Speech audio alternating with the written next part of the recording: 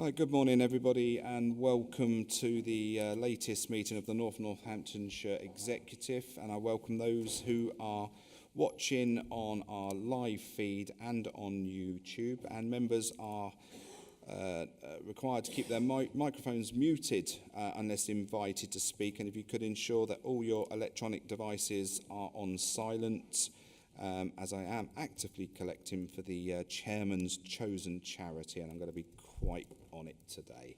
So have your £10 ready if your phones ring.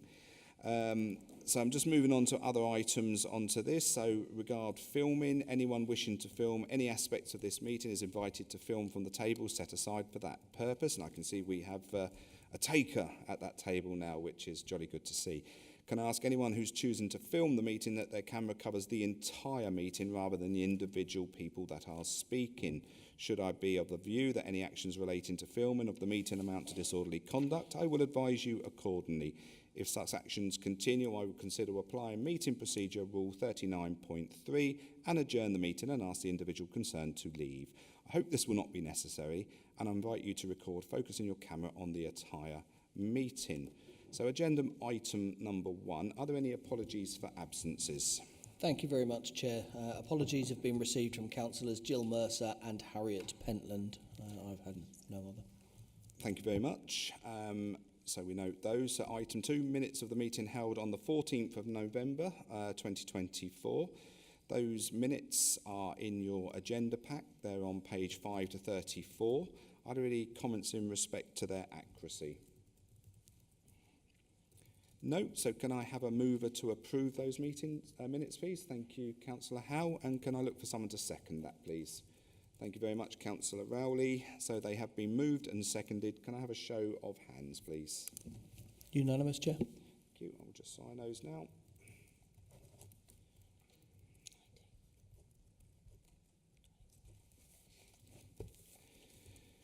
Okay, so we move on to item 3, declarations of interest from members.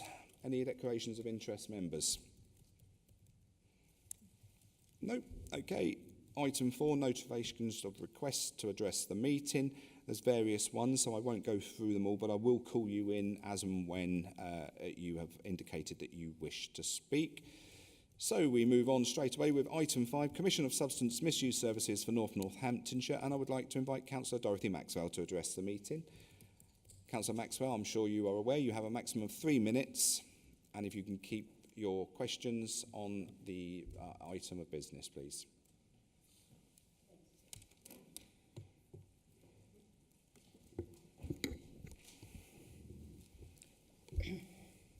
Good morning.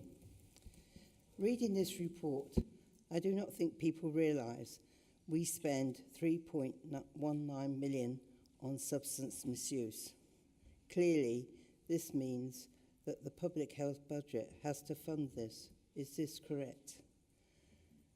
In 7.413, it states that the funding could be in uncertainty in March 2026. Therefore, we have little choice to make sure that North Northants makes the right decisions. Equally, we do not meet the needs of rural areas, which I'm aware of, and this needs addressing. Clearly, this move from West has to be a positive way of going forward.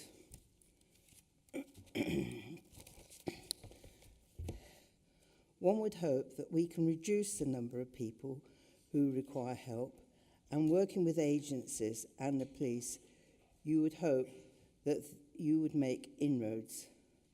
Just how many people does this affect? What would you ensure better links with rural areas are put in place? In Earthling Borough, clearly we have a major problem which is increasing. What is being done to ensure that we meet the needs of the residents? Thank you. Thank you very much, Councillor Maxwell. I'd like to invite Councillor Anne Lee to address the meeting. Councillor Lee, again, you have 3 minutes.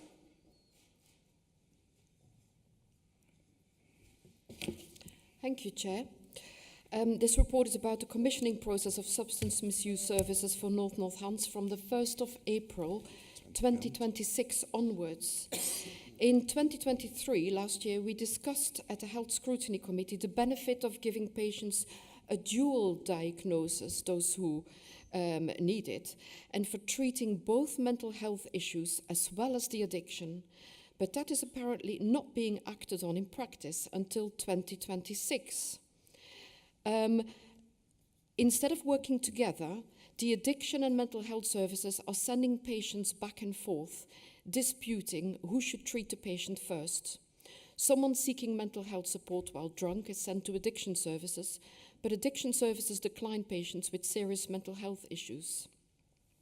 This report highlights under 7.1.2 that the recommissioning process for services offers opportunities to integrate addiction services with other services, such as mental health, housing support, and children's services.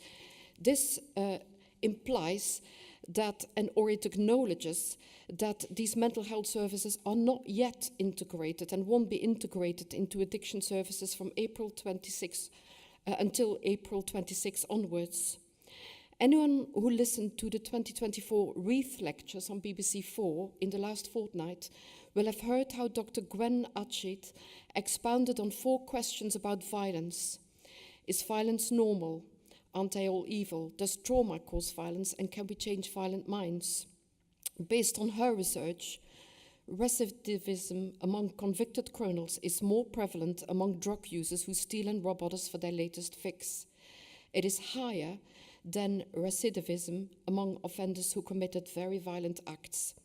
A high proportion of addicts have experienced childhood trauma and unstable family lives in their childhood, leaving them with mental health conditions. In my opinion, it is absolutely crucial that we make mental health support available to people with addictions to arrive at a successful service, and better sooner than later. Thank you, Chair. Thank you very much, Councillor Lee. So I'm now going to invite Jane Beffrey, our Director of Public Health, in to introduce this report in the absence of Councillor Mercer, who has a medical appointment today. And Chair, if I can answer the questions first, if that's okay. Absolutely. So if I just, to your questions first, Councillor Maxwell, yes, it does come out of the public health grant. So it's we have things that are called conditional to the public health grant. So when we get the ring-fence public health grant, we have statutory services we absolutely have to provide, and then we have what's called conditional. So that means we have to do something around drugs and alcohol to make sure that we're reducing the need in the population, and obviously that has a whole ream of ramifications for the wider system. So that is how it's funded, partly through the ring-fence grant and partly through extra grants that we get coming in, which are outlined in the paper. I really welcome your comment about rural areas. One of the reasons we did want to go down this route of having a different approach, so we are commissioning our own services in North Northants, is because we want to make sure we get that right for our rural areas. And our service providers are currently doing some work already in that space. So I believe a new clinic is set up in Rushden, where we're looking at how do we do different things to make sure we get that right. Also, we're doing an alcohol needs assessment, because one of the issues we do know is that in some communities, alcohol misuse is quite hidden, and people don't necessarily want to talk about it and don't necessarily get the help. So we're part of this armoury, if you like, of what we're doing is to do a very detailed needs assessment around alcohol, including those rural areas in that. So I'm hoping that, does that answer your questions on that? Thank you for raising those points. Councillor Lee, you have talked about one of my favourite subjects, which is coexisting substance use and mental health. I just wanted to give you some assurance. So it's not that we're doing nothing on that. Absolutely, there is a work stream through the Combating Drugs partnership, which is particularly looking at, in old money, what used to be called dual diagnosis. So what that means is we're doing work with NHFT and with the providers to get a way of working together in place. And that pathway is actually has been developed, and there's some really good work in there. What we want to do is build on that going forward. It's absolutely essential we get that right. A huge number of people with substance use issues also have mental health issues. And you are right that historically, nationally, there has been an issue that people, particularly going into mental health services, may have been knocked back, essentially, because they've got a substance use issue. We're not in that space now, but we need to get the offer absolutely right to make sure that we do meet the needs of everybody. People can't recover if they haven't got both of their mental health and their substance use covered.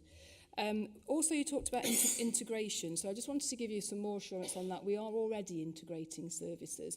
So a really good example of that is in this area we didn't get the money for rough sleeping, drug and alcohol. And so I made a commitment that came through this executive actually, to put money in from reserves to make sure we've got a really good service for that. And that is a really interesting integrated model. So that's got mental health and physical health and substance use together. And that is the sort of thing we're learning from going forward, because if we get the integration right, we get the outcomes that we're looking for. So we're going to build on that and learn from that going forward. Crime, absolutely. You talked about crime. It is absolutely a huge important area of the work that we do. And just to give you assurance again, there is a lot of work going on locally around particularly that movement out of secure settings. So when people leave prison, for example, they may have had in prison some excellent support to really start addressing their substance use issues. It's essential we then pick them up before they come out of prison so that we continue that care into the community. There's some fantastic work going on in that area with our providers, and that work is reported through the Combating Drugs Partnership, and I think we're really making inroads to that. We're not quite there. We will need to really keep pushing on that one, and we'll need to make sure that we really get that offer consistent and then we get that right. But that is certainly a really important issue that we are picking up. Does that answer your questions, Councillor Lee? Thank you. So with that, Chair, I would like to seek approval. This report seeks approval to commission local substance misuse services for North Northants from the 1st of April 2026. And with permission, Chair, I'd also just like to take this opportunity to say we've got services locally working extremely hard for our local residents, and they have service users at the heart of everything that they do, and we are very grateful for the work that they do. Currently, the situation we have is the lead commissioner for services in the North is West Northants Council. And in October 2024, the decision was made by Joint Services Committee to commission as 2 councils from the 1st of April 2026, in line with the end of the current contract. The paper looks at our current services and our spend, and the spend is significant in terms of substance use and needs to be. And what we want to do is put forward a very robust, transparent and fair process to make sure that it includes a huge amount of consultation to get the model right for North Northants from the 1st of April 2026. The benefits of commissioning services separately have been laid out in the paper. From my perspective, one of those things is absolutely exactly what Councillor Maxwell has said. Our geography is really important. We need to get the services right for the geography. But also we want to have that laser focus on contract management, on financial management, and having our own services commissioned by ourselves really does support that. We do have excellent working relationships with Public Health in West Northants Council, and we will continue to work with them throughout the continuation of the end of this contract, but also beyond. We will always build on our relationships with the West. We've done a lot of consultation already, and that's summarised in 7.5.7, and we want to build on that to make sure the models that we're developing absolutely meet the needs of our local people. Our next steps are subject to approval today, to continue with that consultation with stakeholders and service users to shape the model. Once we've shaped the model, we want to continue the consultation. We want to take that to health scrutiny so that we make sure that we've got the best possible offer for our local residents. And then we want to move into formal recommissioning. So with that, Chair, I would like to propose a recommendation in 3.1 for the reasons set out in 3.2. Thank you very much. Jane, very much appreciated you introducing that report, and excellently done as well, as expected. Members, do we have any comments in relation to this excellent report that's been brought in front of us today? Councillor Brackenbury. Thank you, Chair, and good morning, ladies and gentlemen. I'd just like to thank Mrs. Bethia for an extremely clear introduction and indeed answer to some of the questions that were put to you. I'm much reassured by what you were saying and the sort of emphasis on integration of service and of course the fact that that it covers all of North Northamptonshire, all of our area, including, I particularly welcome the emphasis on not leaving behind the rural areas as well.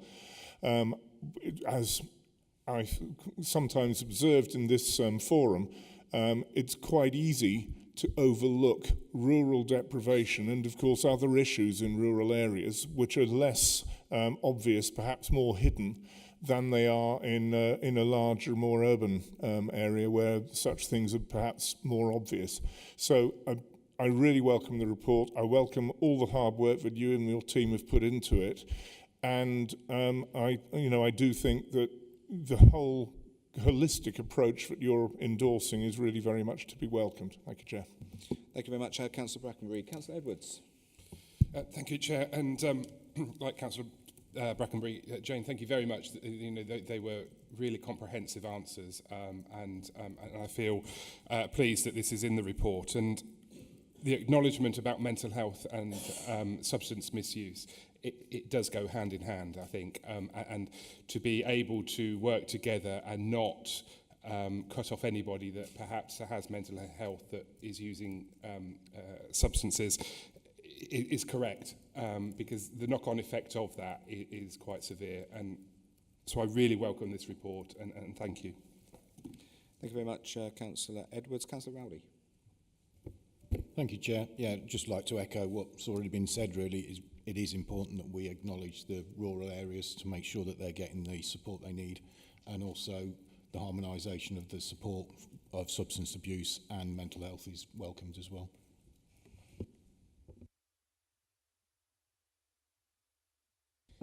Thank you, Chair. Yes, I think I echo everything that everybody else has said. I won't repeat it.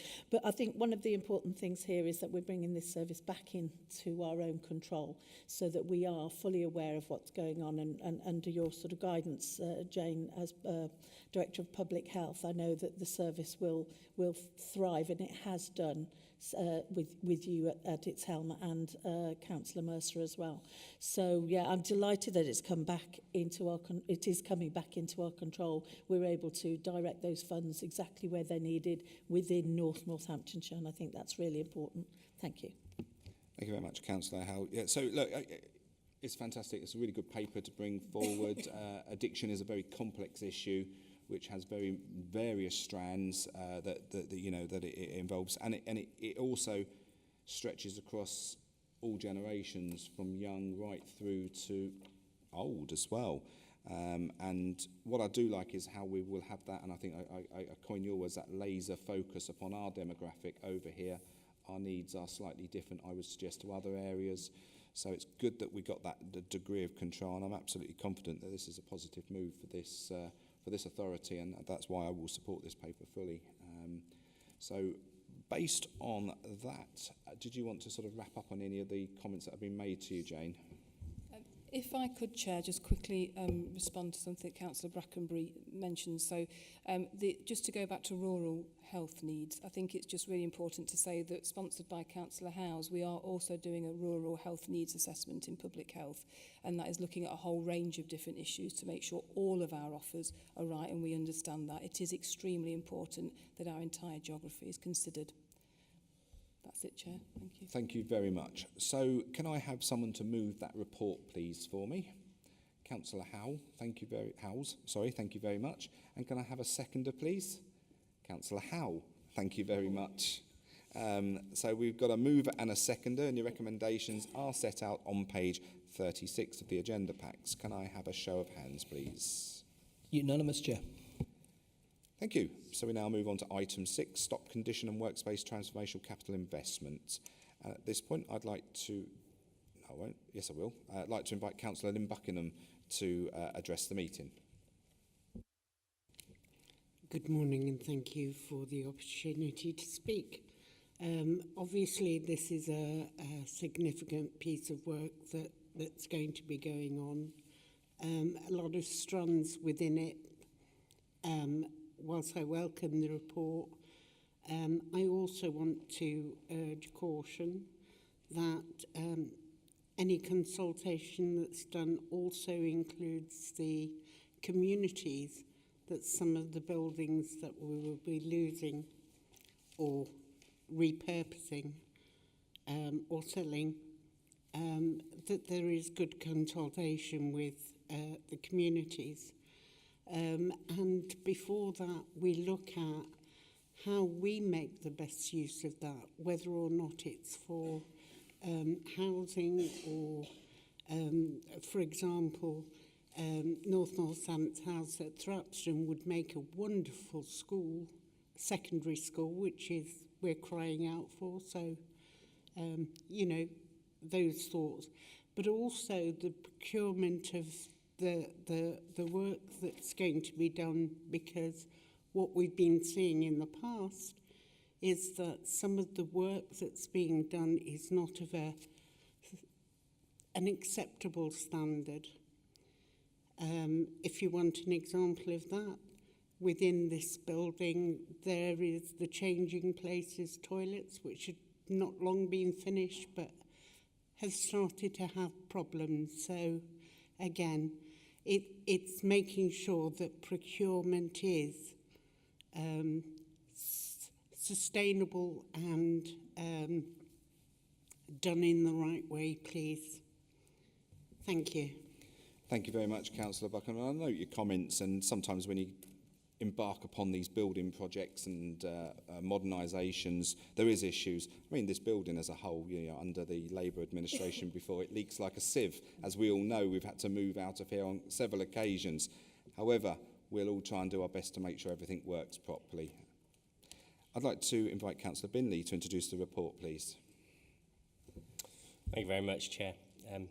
Just stolen something I was going to say later about the stock condition of some of our buildings and previous administrations. I'll touch on that in a little bit.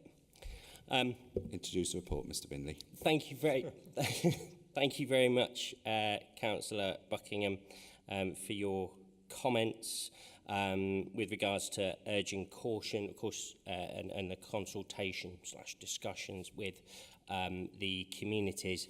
Of course, it is mentioned in the report that, you know, there will be a clear comms plan, and not only will that, of course, be something whereby we will be working very closely with staff members who are affected by said works to make sure that they are safe. We will, of course, also make sure that that is communicated to the general public who have access and use of those spaces as well. Yes, of course, I completely agree with your comments around the best use of the buildings that we have. Of course, that forms part of the wider sort of asset rationalisation bit of work that has been carried out. And that's exactly why we do have an asset disposal policy and also a panel that is connected to that, which is comprised of other directorates, so that they look at any asset before it is even considered as surplus to requirement.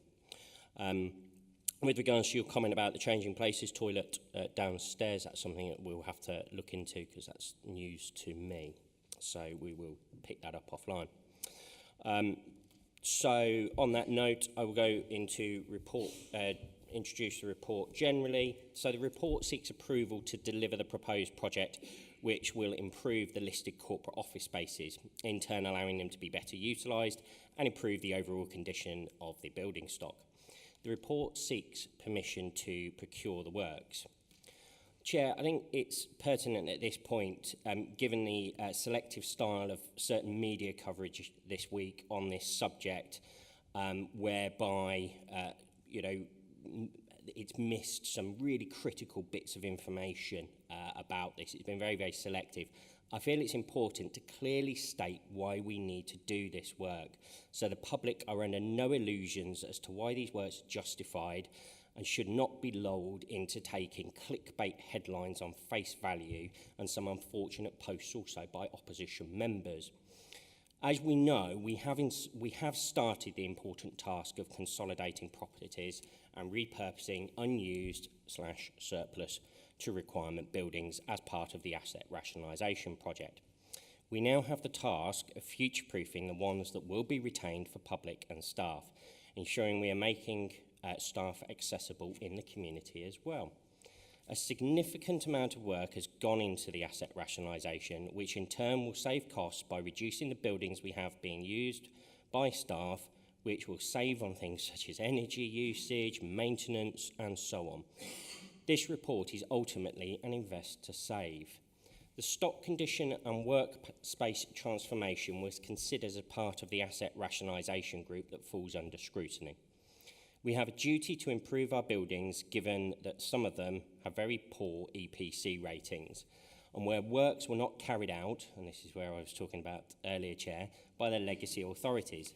We don't need to go very far when the building we're sat in went hugely over budget. It was only built in 2010, and yet the roof leaks, which is something that NNC had to resolve. There are works to be carried out that have been identified as being needed during stock condition surveys.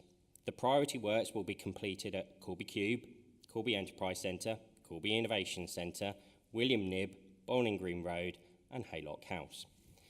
This will be alongside the works needed for staff relocations, including electrical and lighting and heating works, plus other things such as lifts. The works required include some priority works at properties we will be considering the future use of, but is currently retained stock.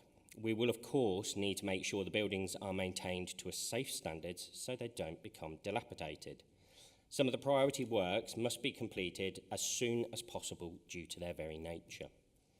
The project will review the properties being retained for staff use as part of the asset rationalisation work and will identify how we can increase the use at those sites. The stock condition work will be undertaken alongside the workspace transformation to ensure best value and maximum efficiencies. It will include office reconfiguration, facilities, meeting spaces and IT-related works. Along with the surveys already completed which identified the estimated costs, further surveys are currently being undertaken, along with input from relevant teams, along with staff consultation, which will help form the written specification to procure the works. This work will help deliver the Council's carbon management plan, as stated by better utilising properties, but by also completing energy efficiency works, such as LED lighting and new boilers where required, just as some examples. I would also highlight the positive equality impact assessment due to improvements for accessibility at the identified buildings. As is made very clear in the report, I would offer reassurances that the replacement of furniture will only be carried out where absolutely necessary, and where furniture is to be disposed of, there will be a rigorous process to firstly see if local charities or companies wish to take possession. But more details can be found at 7.9.2 and 7.9.3 of the report. 4.8 of the report clearly lists out the benefits of this project. And the works are to be funded with a £3.25 million budget allocation in the approved capital programme for these works. Therefore, Chair, I would like to move the recommendations made out at 3.1A to B for the reasons laid out at 3.2. Thank you very much, Councillor Binley, for your in-depth introduction to that report. It's much appreciated. Members, just looking around the table, if anyone's got any comments in relation to this paper that's in front of them today. Councillor Edwards. Thank you, Chair. Thank you, Councillor Binley, for the report. In the report, it does mention about the Children's Trust, and it's absolutely right that we bring the Children's Trust into Northampton instead of completely at One Angel Square. And this money will go towards that and bring a team into one of our buildings, and will then go on to future savings within that locality. But most importantly, that they are part of our authority. They should be in our authority. So I welcome this report and thank you. Councillor Howe. Thank you, Chair, and thank you, Councillor Binley, for your report. It's absolutely right. Considering we inherited, Northampton Council inherited an awful lot of properties that were in different stages of their condition, that we look at it in the round so that we are utilising those spaces to the best, for the best for our residents. And I think it's absolutely right that we're able to bring our staff back into suitable premises to work from. We have to consider the health and well-being of our staff as well as everything else. So making sure that those facilities are up to the latest standards is absolutely paramount. So yeah, happy to support this. Thank you, Chair. Thank you very much, Councillor Howe. So, look, I mean, this is a fantastic paper. We talk about being an employer of choice and things. So we need to make sure our buildings are fit for purpose. If we don't make sure our buildings are fit for purpose, as we know from legacy history, you know, authorities are criticised for letting their buildings run into disrepair, which then lead to extra costs to bring them back into service. We want to attract the best staff in the country. We have an ambitious plan here. We're gaining people from around the country into our corporate leadership team and into our other roles. We want to make sure we attract those people. Having well-furbished offices helps with that. And look, this is an invest to save that will save this authority long term. So absolutely welcome this report. It's a very positive report. You know, I fully support where we are with this. So, Councillor Binley, I don't think there's anyone else wishing to speak, so I will come back to you to just wrap up. Yeah, thank you very much, Chair. I fully and wholeheartedly support all of the comments made by fellow exec members. Absolutely agree, you know, Councillor Howe. Yes, we're not going to encourage staff into the offices if, you know, they have got leaking roofs over their heads. Or they are absolutely freezing cold because the boiler keeps breaking down. But also, you know, they are public-facing buildings, a lot of these buildings as well, and the public are not going to be too chuffed about coming into you know, for example, a library downstairs if the heating keeps packing up. You know, we have had issues here again with the boiler system last year and having to switch between whether we had hot water or heating. So, you know, and again, like I said, buildings only been up since 2010. And I'm not just picking on Corby Cube. There are other issues across the estate, hence the need for these works. And Chair, you're absolutely right. You know, if we want to attract the best staff, we need to have buildings that are fit for purpose. You know, people are not going to be attracted by, you know, working in cold, damp, you know, or boiling hot conditions, are they? So thank you very much, and as I say, I move the recommendations in the report. Thank you very much, Councillor Binley. That recommendation has been moved. Your recommendations are set out on page 54 of your agenda packs. Can I have a seconder, please? Councillor Howe, thank you very much. So that has been moved and seconded. Have a show of hands, please. Unanimous, Chair. Fantastic. Just for the record, there was a mobile phone and someone's very honestly admitted, Councillor Mark Pengelly, it was his. So that's another £10 to the Chair of the Council's charity fund. She's doing well today. That's £30. Remind you all to put your electronic devices on silent if you don't want to be caught for £10. Okay, so we move on to item 7, Customer Service Outreach Programme. Councillor Buckingham, I'd like to invite you to address the meeting. Good afternoon. Good morning again. This one is a little bit strange because we do want to interact more with our customers. And at the same time, we are a large rural community. And people are not being able to get through on various devices.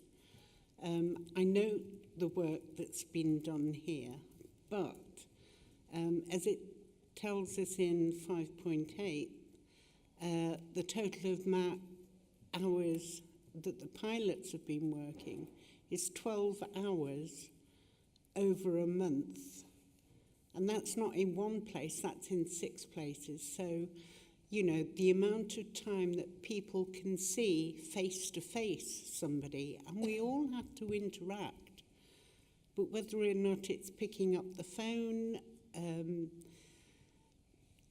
or finding our way through the website, which we've brought up on many occasions. It needs to be a joint effort and communication with our residents. It says how many interactions you've had, but as an example, this last 2 months, on one issue, we've had repeat phone calls to try and resolve issues. So, you know, the amount of interactions doesn't matter as much as the quality of the interactions and making sure that you get to speak to somebody that's in the know, that you're not passed on. I want to give you an example of outreach work with customer services. I would inspection in a rural Nottinghamshire, and rural Nottinghamshire was saying how wonderful these customer interaction booths were in these outreach places. So being me, I thought, oh, I'll go and visit one of these. 3 of them were missing, they couldn't be found, and nobody had done any work on collecting any of the data from these things. So I'm glad we're getting the data, but we also need real interaction with people. Thank you. Thank you very much, Councillor Buckingham. I now invite Councillor Bunday to introduce the report, please.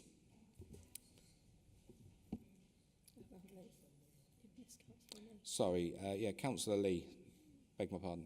I'd invite you to address the meeting. Thank you. Thank you, Chair. This paper has calculated the number of residents seen in 3 libraries, Burton, Latimer, Desborough and Rothwell. There's also a mention of a pilot in 6 different locations. No figures are given for how many residents were seen per hour in that pilot project on each location, although I understand it better after the information that Councillor Buckingham just highlighted. There is an implicit assumption that the locations in which the pilot sessions were held will not levy any charges in the future or will not impose a lease. Do you have an agreement in writing that those locations will not do that? Because I've spoken to a parish councillor who thinks otherwise.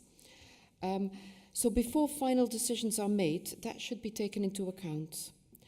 Currently, there are supporting services in Desborough and Rothwell that are NNC owned and allowing other services to be provided out of those sites to be maintained at a reasonable price, such as warm hubs and food banks. So the budget should not be regarded as a silo, but in a wider context of all NNC expenditure. What other services can be run from those sites, job centres for example, to reduce the overall costs further and to maximise the value to local residents? Thank you. Thank you very much, Councillor Lee. My apologies for overlooking you there. I'd now like to go to Councillor Bunday to introduce the report, please. Thank you, Chair.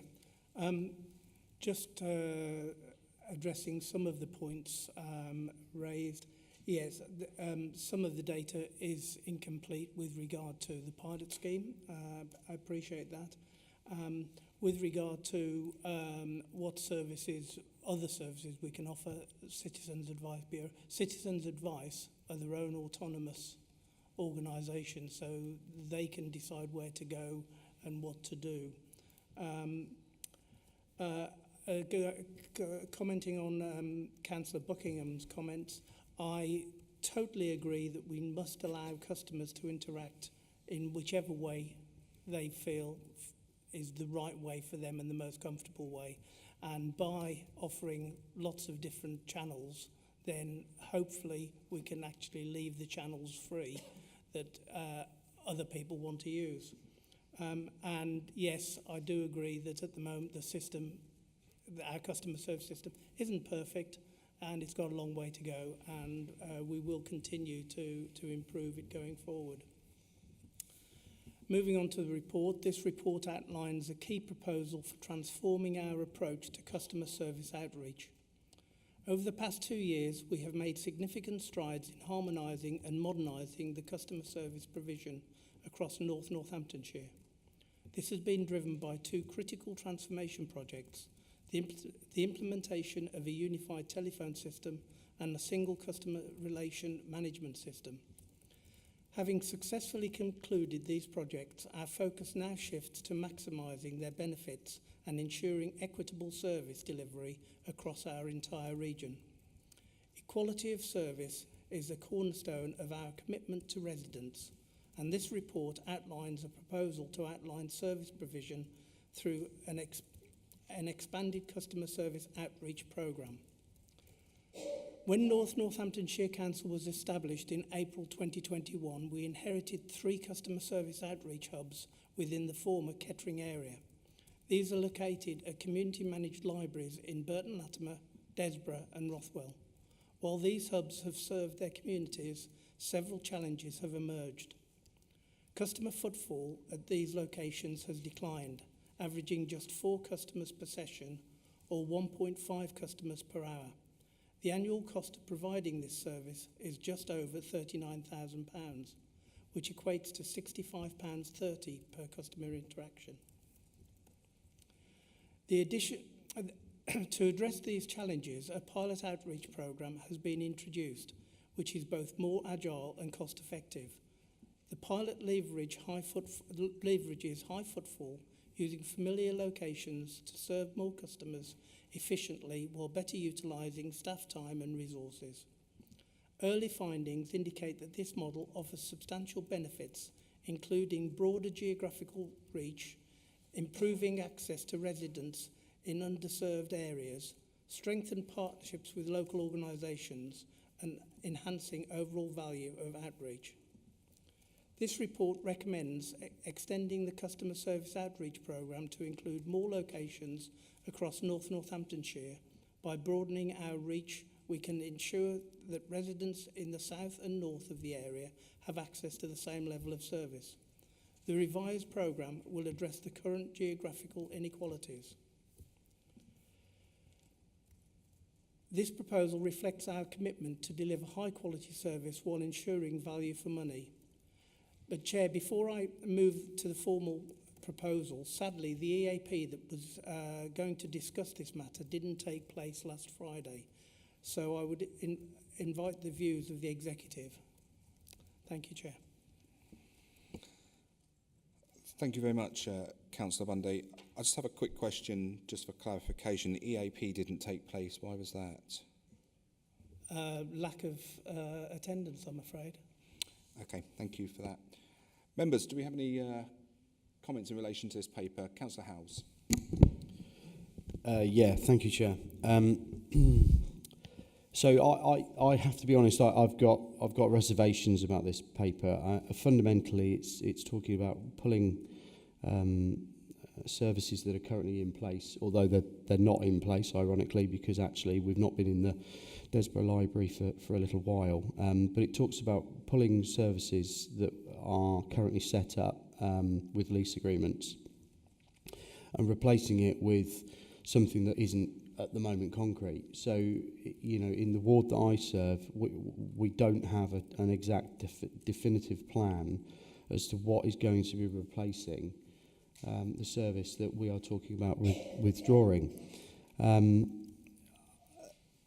We've got, you know, there's things in this report that sort of give a slight, in my mind, confusing sort of view that the cost of servicing these current libraries that are in place at the moment, with an average session, 1.5 customers per hour on an average cost interaction of £65.30. Well, first of all, these have been on an appointment basis.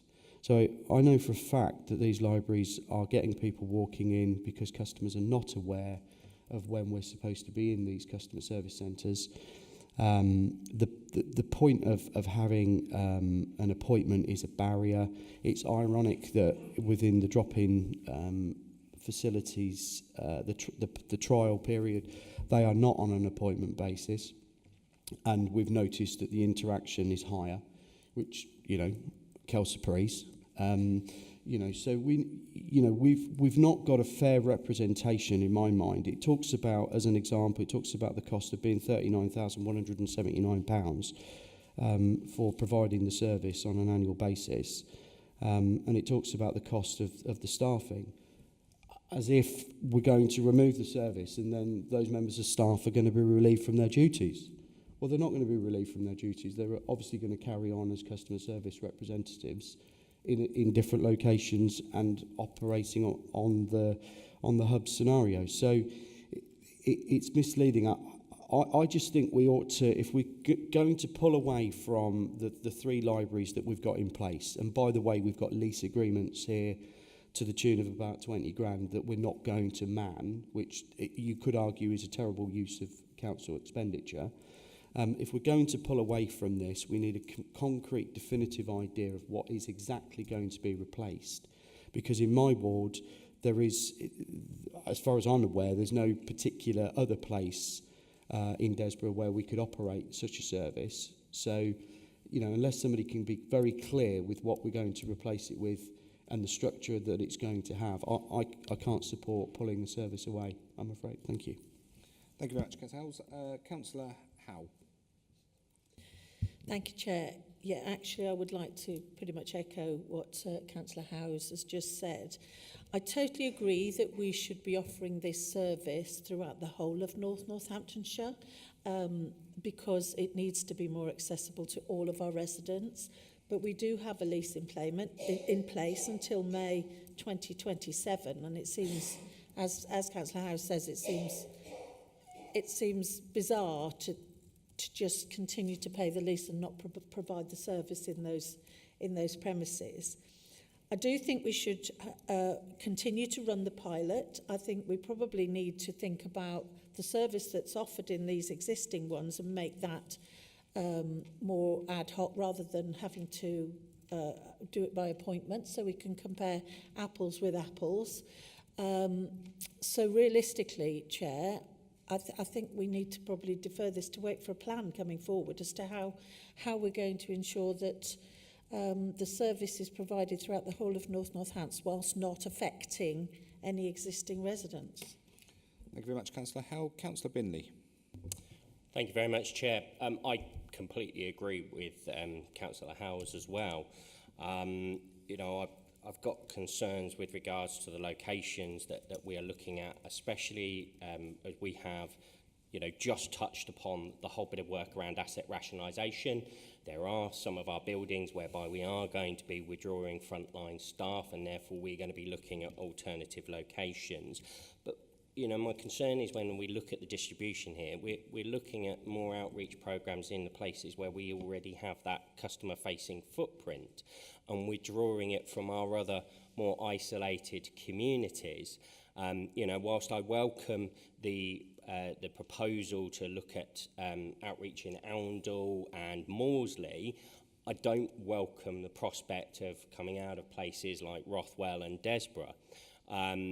Because the whole point about this outreach is to reach out, and we are not doing that by pulling back from those locations.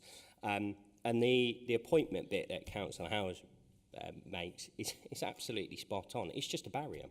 You know, the whole point, again, surely, of these is to be accessible to the public. And if we are requiring them to make an appointment, whether it be, you know, via the telephone or online, that is not making us accessible to those individuals who may face challenges, whether it's using the internet or using the telephone, and it removes that ability for them to just be able to walk in. So I don't understand why we've got that barrier there. And I do think it's a case of work smarter, not harder. We've got to rethink this. How can we remodel this? How can we make it work better? Not for us, but for our residents. So I too, Chair, would be very concerned about this going forward today. I don't think I can support it in its current format. Thank you very much, Councillor Binley. Councillor Brackenbury. Well, thank you, Chair. Well, communication is the key, isn't it?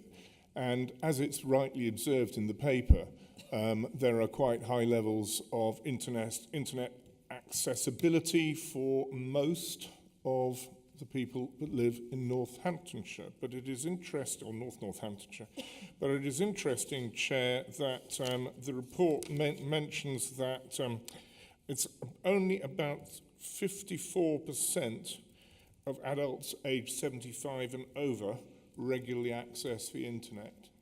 There is still quite a gap of accessibility for the council's services that are available online. Therefore, this outreach is important, and it's important, Chair, to get it right. I agree with colleagues who've raised this. That, you know, that there's much that's good here. We're trying to do a job, but it's not quite complete yet. I think we need to put this paper back.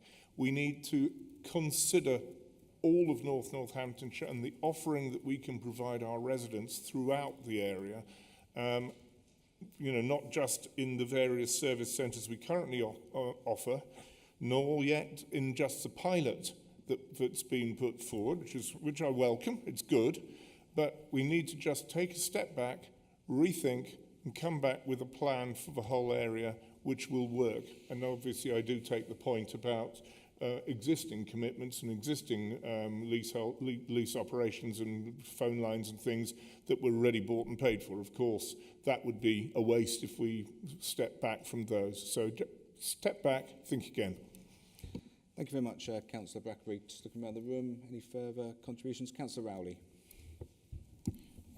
Thank you, Chair. Yeah, echo what's been said. It just seemed a bit bizarre that the outreach locations we've got at the moment we're going to close and then open other ones in their places and then still pay leases for the locations we're closing down. I think it needs a rethink, and certainly I'd like to see more like Kingscliff and Brigstock. There's big gaps there that need to be filled as well. Okay, thank you very much, Councillor Rowley. Look, I think there's a lot of work to be done on this paper, and I think we need to sort of look at this in greater detail. So what I suggest we do is we defer this paper today, and we look to bring the paper back in a different view with other options in front of us. So what I'm going to do is move that we defer the paper. I'd look for someone to second that. Councillor Howe, thank you very much. So that has been moved and seconded to defer the paper. Can I have a show of hands in favour, please? Unanimous, Chair. Thank you very much. So we now move on to item 8, environmental crime offences 23 to 24, I assume, fixed penalty fines update. And I'd like to invite Councillor Buckingham to address the meeting, please. Thank you very much. And this report for me is very much a cart before the horse. It doesn't go far enough. It doesn't give a true assessment of what's happening. We have very little enforcement staff, so you know I can't. I understand you want to increase the fees. But what's the point if you're not going to enforce things?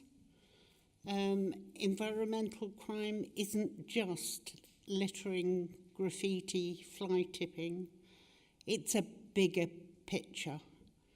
So it's about not just about the waste, but the wildlife, the pollution, syringes, dangerous structures or buildings. And we don't have a coherent policy on that. And I think that you need a policy before you need to increase fees that you're not going to be able to collect either. You know, it's one of those things that the streets around here are absolutely full of litter. Nobody can be bothered. So, you know, how many enforcement staff have you got? Last I heard there was 1 or 2 for the whole of Northants. You're not going to be able to collect with just 1 or 2. have a coherent policy and enforce it properly, and you'll get the benefits. We'll all get the benefits. Nothing's been done about Gretton Brook Road. 3 years, an environmental crime, and nobody is looking and taking responsibility for that. If it's an environmental crime, let's treat it as such. Thank you. Thank you very much, Councillor Buckingham. I'd like to invite Councillor Maxwell to address the meeting. Councillor Maxwell, you have a maximum of 3 minutes.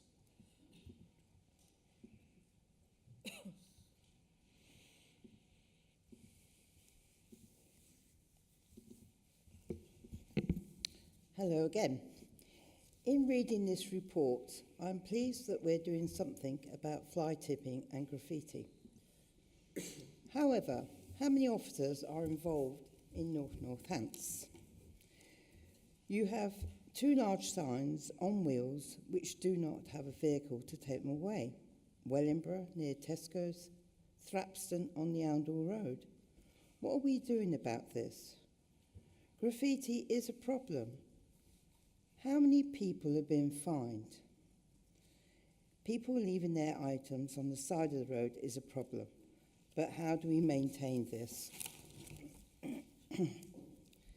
In the previous East Northants, we're very good at taking people to court. Charlotte Tompkins was very good at this, but I see we're not taking as many people because of the costs. Is this correct? I think fines are a deterrent, but we must continue to take these people to court to get the message out and make much cleaner environment. I think villages are now doing more proactive, but there's a long way to go if we are to educate the public. Thank you. Thank you very much, Councillor Maxwell. So I'd like to invite Councillor Bindley to introduce the report now, please. Thank you very much, Chair. Just to pick up on the points, Councillor Buckingham, thank you very much for your comments. Just firstly, structures is not an environmental crime. I find it's actually a planning-related matter. As my learned colleague just says, building control. It's not in relation to this. We're talking about specifically the legislation here, which is the Environmental Crime Offences Regulations 2023. And that is not covered as part of that. So we are specifically talking about government legislation. With regards to the enforcement, and Councillor Maxwell, you touch on this as well, and you both raise questions about the number of enforcement officers. Again, that comes down to the code of practice, which very clearly states, and this was part of the report, and it is actually in the report, so it does make it clear within there, that the code of practice for litter and refuse makes it clear that enforcement should be self-funded and taxpayers should not be expected to cover any deficit. Therefore, increasing the fines by the proposed levels would help to achieve this. That is the whole point. You cannot increase those if you are going to be burdening the taxpayer. That is the whole point of this paper. That is the whole point of the government legislation, is by increasing those fines, it opens up that ability for us to be able to carry out more enforcement action, because unfortunately these fines, they have not been reviewed in a very long time. I'm not going to stray into other areas, but there are a lot of fines up and down the country that have not been reviewed for a very long time, and therefore it means that we are not able to have a service that washes its own face, which means burdening the taxpayer with it. So that is the whole point of this paper. So, and Councillor Maxwell, you also mentioned vehicles. So what you're specifically talking about, because I know of a number of those, again, it's not environmental crime, because you're talking about those vehicles that are advertising along the highway. They're actually a planning enforcement matter, because it's advertising. And that means it's actually covered there as a planning enforcement matter, not as an environmental crime. And yes, Councillor Maxwell, I completely agree with you with regards to court action. Yes, we do want to be robust on that front, and we do want to be taking as much action as possible. And I do meet and speak with Charlotte Tompkins on a regular basis, and I know how keen her and her team are to do that, and they will be robust with people who commit those types of offences in this area, as they do take great pride in the area in which they work. So, Chair, on to introducing the report. This report outlines the changes that came in under the Environmental Offences Regulations, which have been given to local authorities, which gives them the power to increase fines for various environmental offences. These are littering, fly tipping, household waste duty of care, graffiti and fly posting. These changes were made by the previous government to help tackle these offences. The report seeks approval of the recommendation to increase the relevant fines. Chair, I think it's important to say at this point, we have a clear opportunity here to send a resounding message to anyone thinking about fly tipping or committing any of the other offences listed, that they are not welcome to do so in North Northamptonshire, and that we will take clear, decisive and robust action against any perpetrators of these, or what are considered antisocial behaviours, but ultimately are criminal offences. In my view, it is clear our residents want us to take a tough stance on those who have no respect for others or the land. Given the cost of clearing up and investigating these offences, it is my view that deterrent is much better than detection. Whilst the report discusses increasing the fixed penalty notice levels, it is noted that this is an option for dealing with these offences, but that in each case, the Council will consider the merits of each offence and consider all enforcement options available to it, which can include prosecution. The report makes it clear that prosecution is a vital part of the enforcement toolkit, and that where the legal and policy tests are met, the NNC will prosecute suspects. The money received from the fixed penalties is ring-fenced and can only basically be used for specific environmental functions. Those are detailed at 5.11 in the report.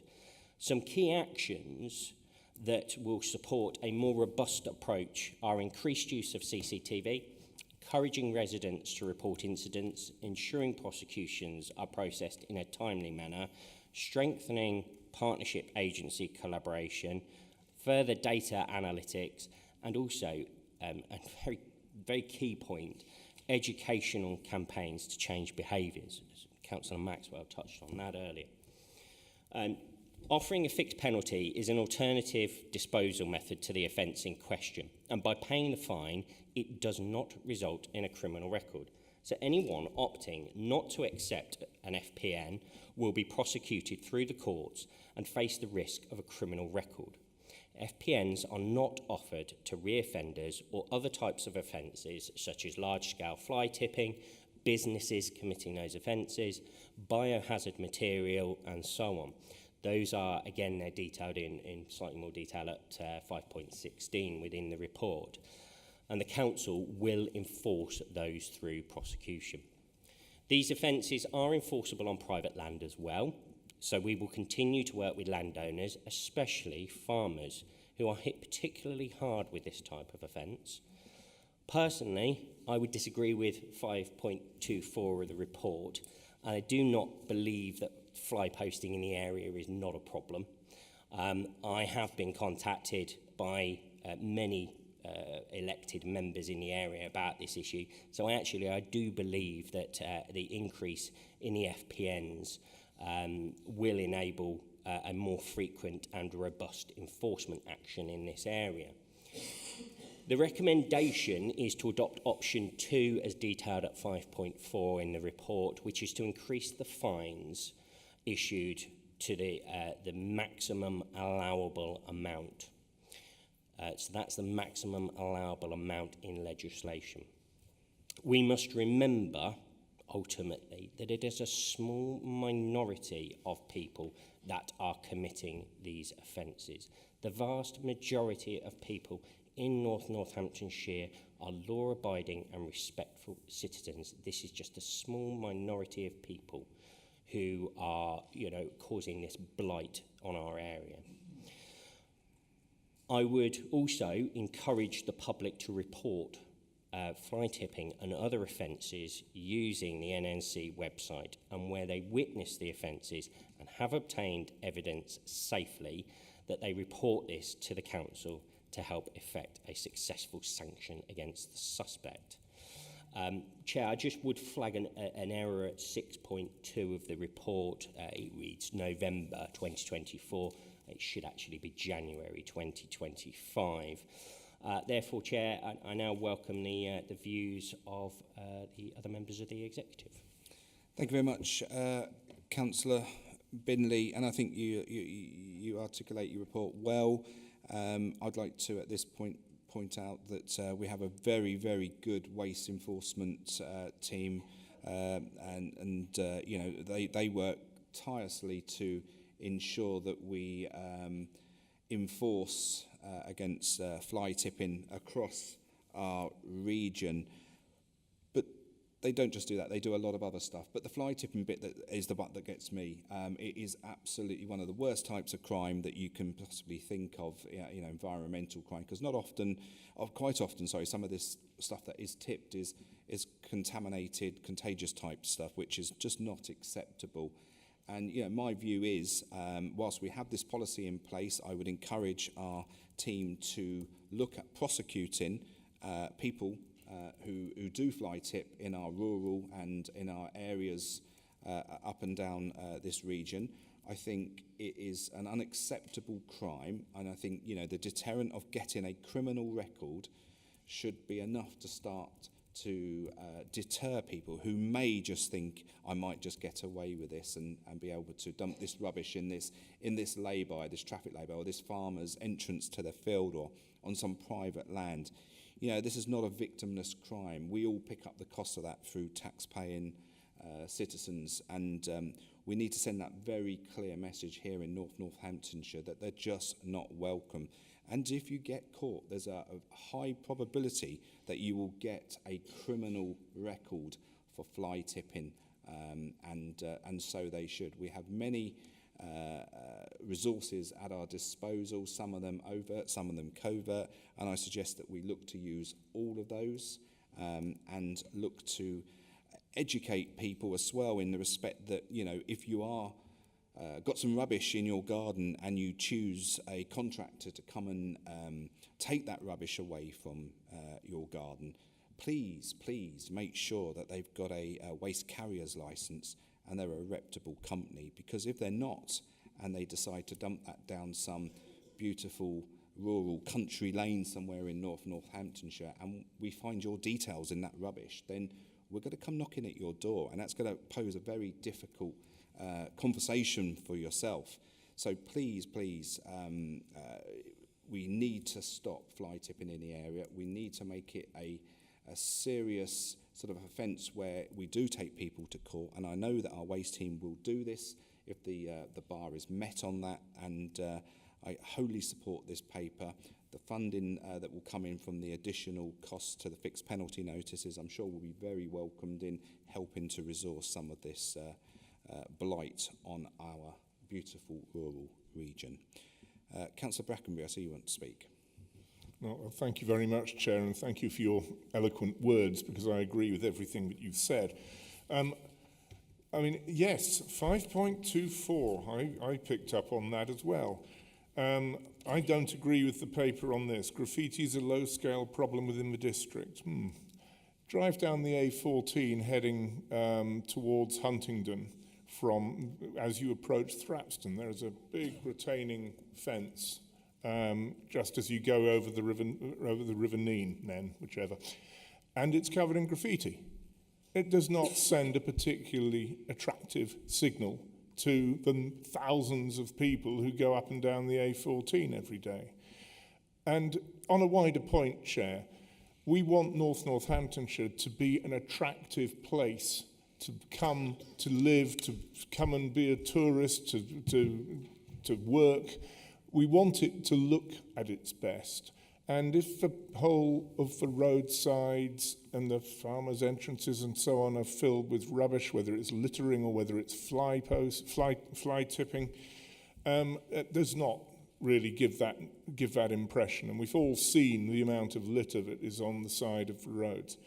So I agree that where in fly tipping, which is a particularly egregious offence, you're doing it on purpose and you're doing it at scale as well. I agree that we should have, we should attempt to prosecute where the necessary bars are met. As you say, Chair, I mean, it gives a deterrent. If you actually have to run the risk of getting a criminal record because you've done some fly tipping, there are consequences for having a criminal record. It's difficult, for example, to get to the United States or other things. It might be something of a deterrent. And in terms of the wider fines, Councillor Buckingham, they're not fees, these are fines for a breach of environmental law. And these fines, I think, should be at the levels suggested in option 2. They would provide a deterrent. I'm afraid once the word is getting around that people are getting hammered with a £500 fine reduced to £375 if you pay it quickly for graffiti or throwing your coffee cup out of your car, maybe the word might get around that it's not a good idea to do it. You're absolutely right about enforcement, and I know the team take that very seriously. And I know that we've got various methods for trying to identify perpetrators, and all credit to people for doing that, and let's get on with it. As you rightly observed, Councillor Buckingham, litter in Corby or elsewhere, it just makes the whole area look unattractive. So everything that we can do, all the weapons at our disposal to crack down on it, I think would be good, and I welcome the proposals here. Thank you, Councillor Brackenbury. I'd just like to put on the record that Corby is actually very well kept. It looks very smart if you look out these windows and sort of head around. Obviously, there will be little areas like every part of Northamptonshire which aren't so well kept, but generally Corby is a very smart-looking town. But Councillor Rowley. Thank you, Chair. Fully agree with what Councillor Brackenbury said about graffiti. It isn't a minor irritant to the area. It is pretty major. In terms of the fly tipping, we had on Facebook, about 50 metres outside of my ward, there was a report of fly tipping this morning of cardboard boxes. Residents stupidly left their name and address on them. So hopefully they will be having a visit from our environmental people today. But in general, as you said, Chair, the fly tipping in rural areas is really, really dangerous. The road I live in turns into a country lane, and that's, over the years, has had fly tipping across the whole width of the road. They've turned up in a tip truck and just tipped the contents out onto the road, driven off. That's rubble, building materials. Anyone who's driving along and not paying real attention or can't see that well because if they're on a bicycle or something, they'll just drive straight into it. We've got to sort that out. We've got to make sure that the businesses that are doing this are brought to account and full weight of the law is brought to bear. But we also need to educate residents that if they are getting companies in, like we said, we make sure that they get the relevant stuff, or they use our bulky item service to actually take the goods away when they know they're going to be dealt with properly. Thank you very much, Councillor Rowley. Councillor Howell. Thank you, Chair. Yeah, this council needs to send a really, really clear message to those individuals or businesses that are breaking the law, because that's exactly what they are doing. They are breaking the law by tipping rubbish in our amazingly beautiful countryside. We are really lucky here in North Northampton to have some fantastic areas. We've got triple SIs, we've got beautiful rivers, fantastic countrysides, and it really is the blight of the countryside, having all this rubbish dumped. This message has to be absolutely clear that we will not tolerate this sort of behaviour in our district. And I think it's a responsibility for all of us, especially as ward members, to encourage our communities to not litter, to make sure that we are saying, you know, report all of this littering. It's very easy to do when you go onto the website. You can use that What 3 Words app. It specifically says exactly where the litter is dropped. And I know our waste teams are really, really good at clearing that up. But the key here is prevention. It's about deterrent. It's about making sure that that message is out there so that we are stopping people doing it in the first place, Chair. Thank you. Thank you very much, Councillor Howe. So I'm going to hand back to Councillor Binney now just to wrap up. And I know you've moved the report. What I'll do is I'll find you a seconder once you've wrapped up. Yeah, thank you very much, Chair. So just to pick up the comments, Councillor Rowley and Councillor Brackenbury with regards to graffiti, yes, absolutely right. It is that view. It's quite often it's the first image that somebody gets of an area where they're driving through, and if it's blighted by graffiti, you kind of wonder what on earth you're driving into. Of course, the challenge with graffiti is about catching the individuals, but it is about working with other agencies such as the police who capture intelligence about tags and who are the perpetrators. Which we do an awful lot of collaboration work with other law enforcement agencies. Councillor Rowley, yeah, absolutely. We've got a number of areas where we have challenges, specifically an area that borders WNC with regards to waste being tipped all over the road, down Ecton Lane.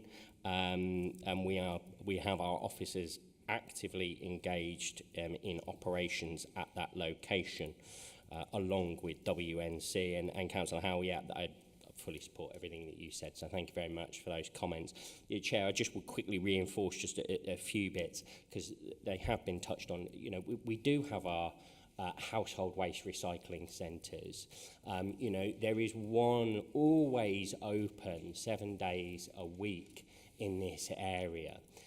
They are accessible, and of course, as we know, we are working extensively on future-proofing those sites, as we have done with a recent paper on the Corby HWRC. We've looked at our costs, gate costs for businesses at our HWRCs. We've looked at the costs for our bulky waste. Our costs are reasonable.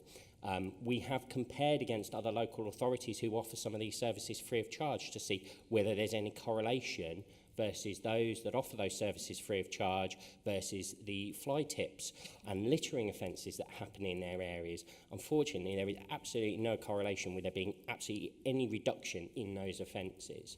What we've set our fees at being a reasonable cost has absolutely no impact, and if we were to change them, it would not mitigate any of these offences. These people committing these offences are committing these offences because they are reckless and have no regard for people or property. It has nothing to do with the cost. And I would also just touch on garden waste, and the same applies there with our garden waste charges.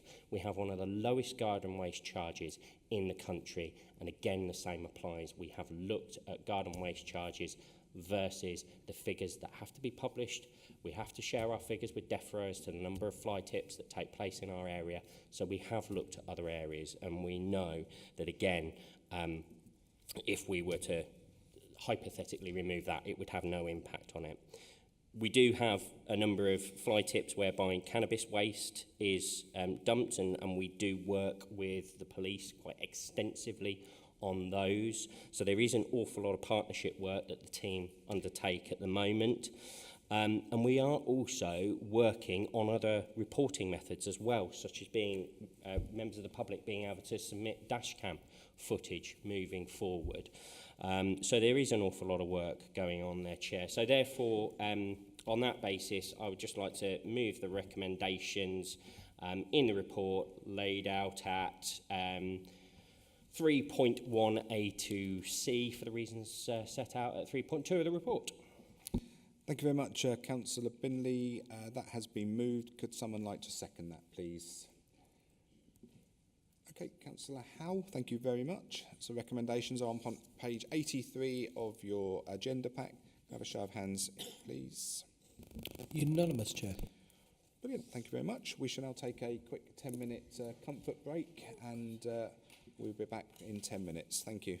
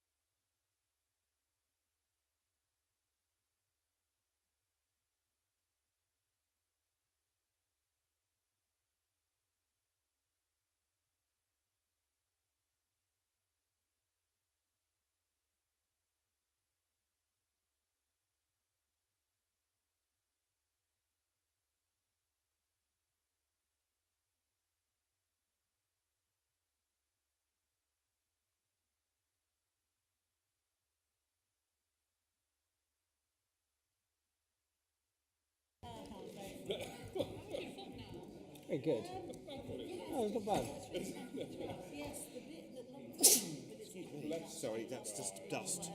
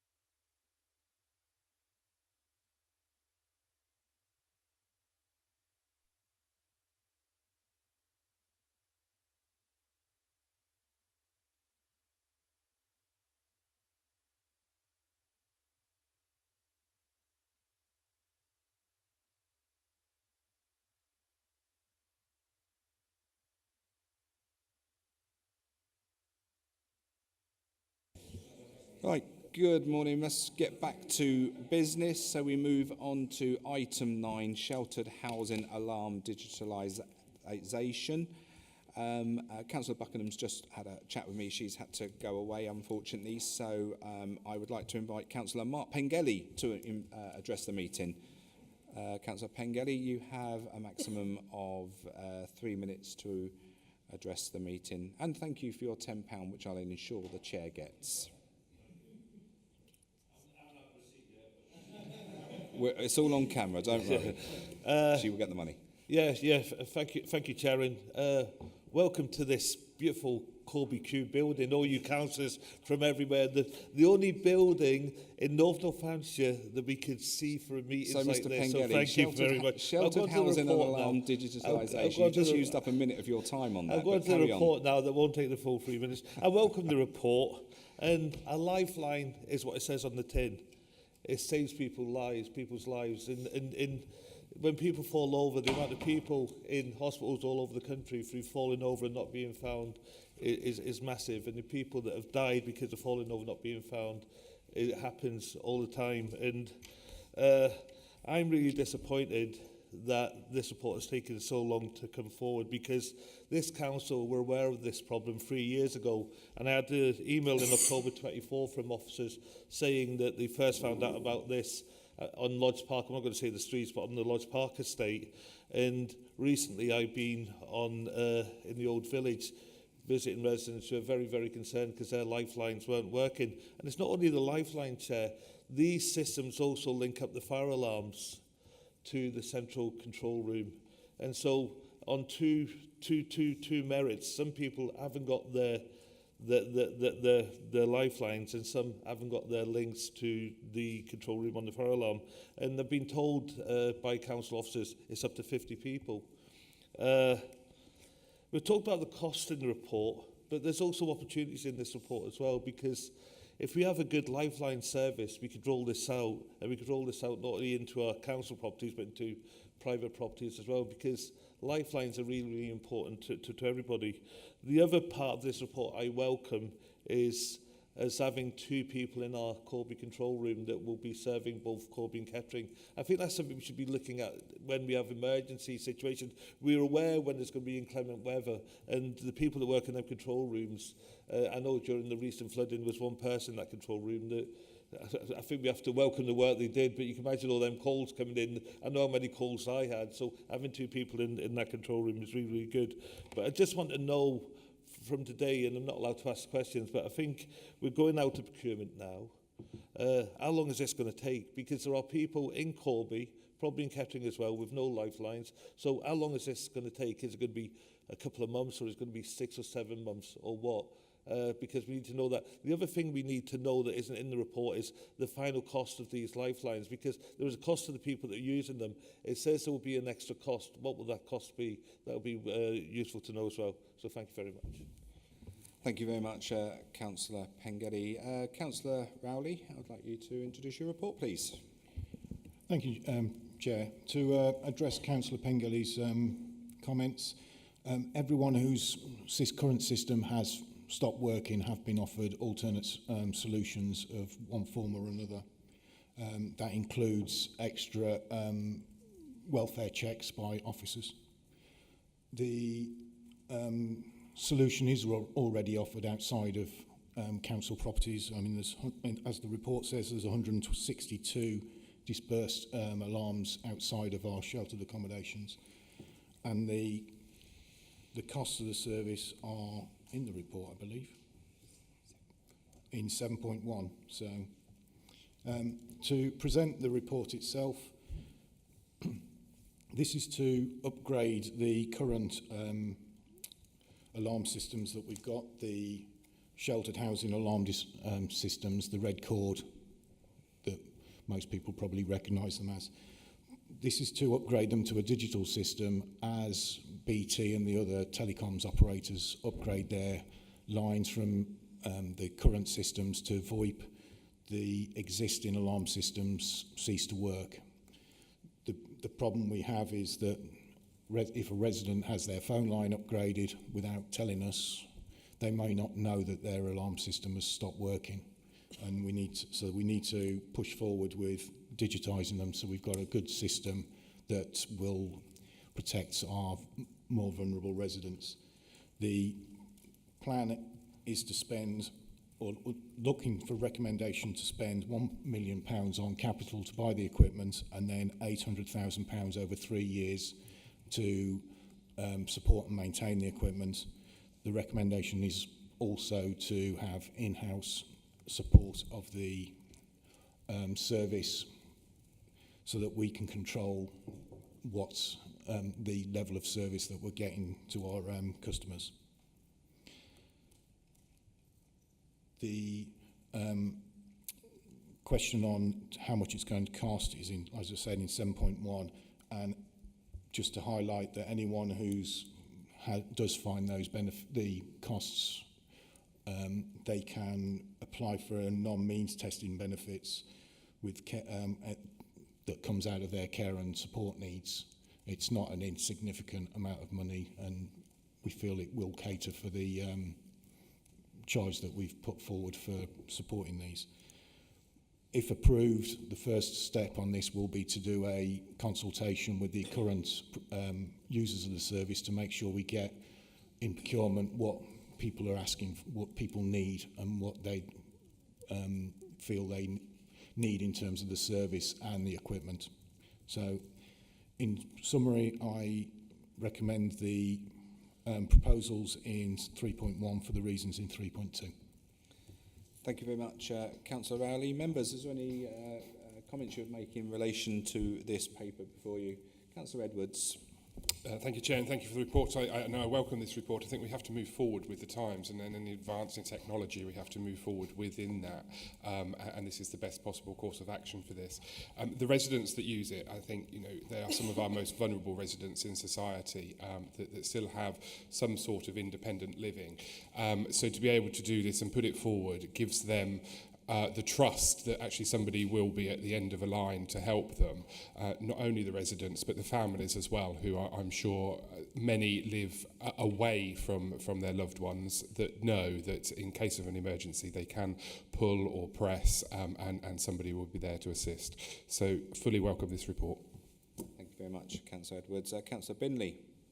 Thank you very much, Chair. I too welcome this report. In my previous capacity as a portfolio holder, I'm aware of the challenges that we have around that area, and I am ever so grateful for Councillor Rowley and the team for moving ahead with this and making sure that, as Councillor Edwards states, some of our most vulnerable residents are looked after and are supported, and that they know that when they pull that cord, somebody is going to answer. So I really do welcome this, and as I say, I'm grateful for officers moving ahead with this, because again, this does fall down to, again, legacy issues inherited. Thank you very much, Councillor Binley. Councillor Brackenbury. Thank you very much, and echoing a lot of what's been said by colleagues, I very much welcome the report. We are striving to keep people in their own homes and in their own environments for as long as possible when they are vulnerable. We don't want people to have to move into accommodation and so on and so forth. So this is genuinely a lifeline which still enables people who may be vulnerable, who may not be very healthy. They gives them the opportunity to have that voice at the end of a line if anything goes wrong, and retain a measure of independence and dignity. I can't recommend it highly enough. Thank you very much, Councillor Brackenbury. I'm just going to come back to you, Councillor Rowley, just to wrap up, and then I'll find you a seconder to your report. Thank you, Chair. I'd just like to thank the councillors for their comments and put the recommendations forward as already stated. Thank you very much, Councillor Rowley. So can I look for someone to second the report? Councillor Brackenbury, thank you so much. So the recommendations are set out on page 99 of the agenda pack. They've now been moved and seconded. Can I have a show of hands in favour, please? Unanimous, Chair. Thank you very much. So we now move on to item 10, Kettering Pitch Track and Pavilion Refurbishment Project. So I'd like to invite Councillor Maxwell to address the meeting. Councillor Maxwell, you have 3 minutes. Is this still on?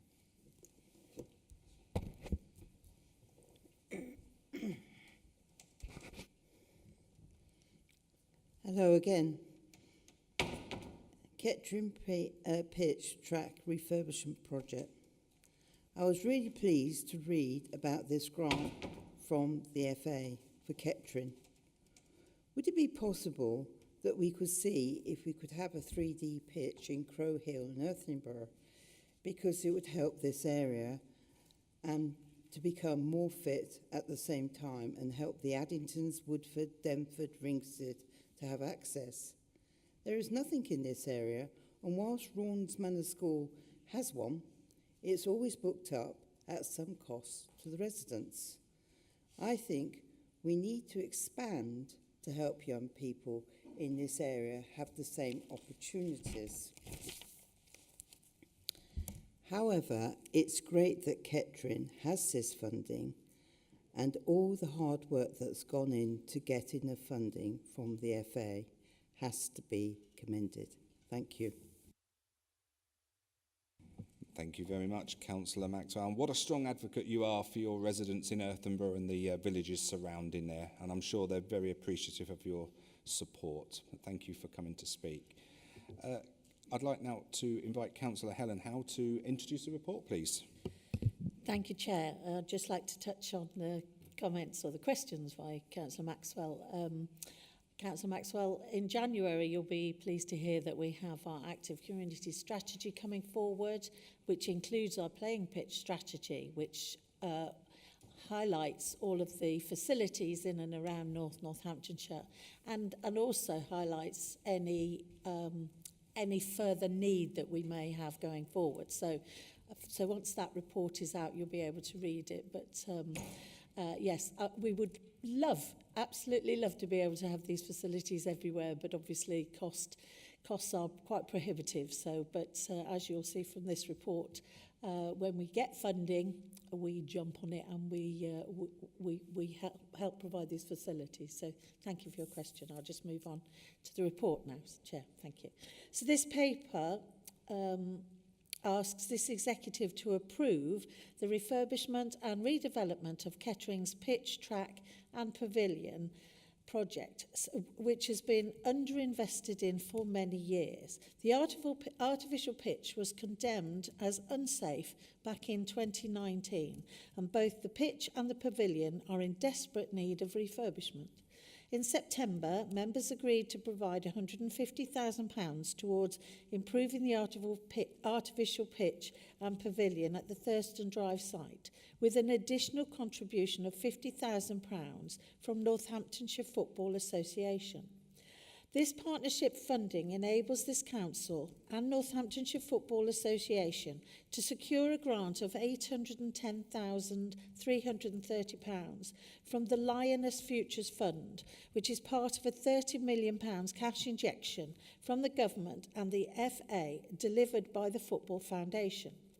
This paper considers the procurement and construction phase of the project, totalling £1.021 million, at the high-profile home of Kettering Town Harriers Athletics Club, where the artificial pitch is based. The total cost of the scheme includes £33,000 from external contributions and a virement of £178,000 from the Leisure Minor Works budget within the approved capital programme. The refurbishment plan will see a complete redevelopment of the artificial playing surface into a 3D pitch equipped with new fencing, LED floodlights and a spectators area. The 30-year-old pavilion will also benefit from a significant refurbishment, providing improved changing facilities, new athletics club room and a cafe. Once complete, local women's and girls' grassroots football clubs will have priority access to the facilities, with further access for older people, disabled people and seldom heard of groups. It will also allow for coaching and development programmes to be established for local clubs and coaches, which will bring investment into sport into the area. It will also offer accessible opportunities for wider members of the community to be more active and will support people to live healthier, more active lives, which is in line with our health and wellbeing strategy. There's been extensive consultation with all parties, local clubs, councillors and users of the facility throughout this process, and I can confirm there is real excitement and anticipation about this project. This is a really exciting project that will breathe life back into this facility and benefit not only Kettering, but the whole of North Northants. And I'd like to take this opportunity to thank everyone involved in bringing all parties together to make this partnership work, especially our leisure officers, the Football Association and the Football Foundation. And with that, Chair, I'm delighted to propose the recommendations as set out in paragraph 3.1, items A to E, and for the reasons set out in 3.2. Thank you, Chair. Thank you very much, Councillor Howe. Councillor Edwards, you've indicated to speak. Thank you, Chair, and I absolutely welcome this report. I think it's a fantastic opportunity for Kettering and the surrounding areas as well. In my capacity with the youth, it's great advantages to be able to do that, particularly like the bit about the girls' football. It's very underrated, it's very underutilised, it's very underfunded. This will give them priority to be able to take up pitches, to play matches, to take part in the sport. Like you say as well about the disabilities as well, and groups that you may not even hear of, but are just as able to play football, to be able to do that within that as well. Chair, I also thank you for the security of the Kettering Town Harriers Club as well. They have put positive improvements, made an amazing effort and produced many athletic stars in the world of athletics, and that they should be praised for, and for having the security of that still to be in there is brilliant. So thank you very much. And again, I think the Northamptonshire Football Association, just being involved with them, it is the thinking out of the box activities that this council does, that we are able to do that we are able to generate money through that. And also in the report you put development and submission of other funding applications, and that's what it's all about, isn't it? It's going to enhance and enhance and enhance, and we're going to have some of the best sporting facilities in Kettering and surrounding areas. And so I fully welcome this report, and thank you, and Merry Christmas to the sporting fraternity. Very much, Councillor Edwards.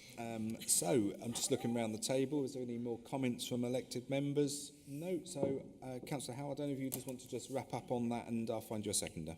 Yes, thank you, Chair, and thank you, Councillor Edwards, for your very supportive comments, I would say, yes.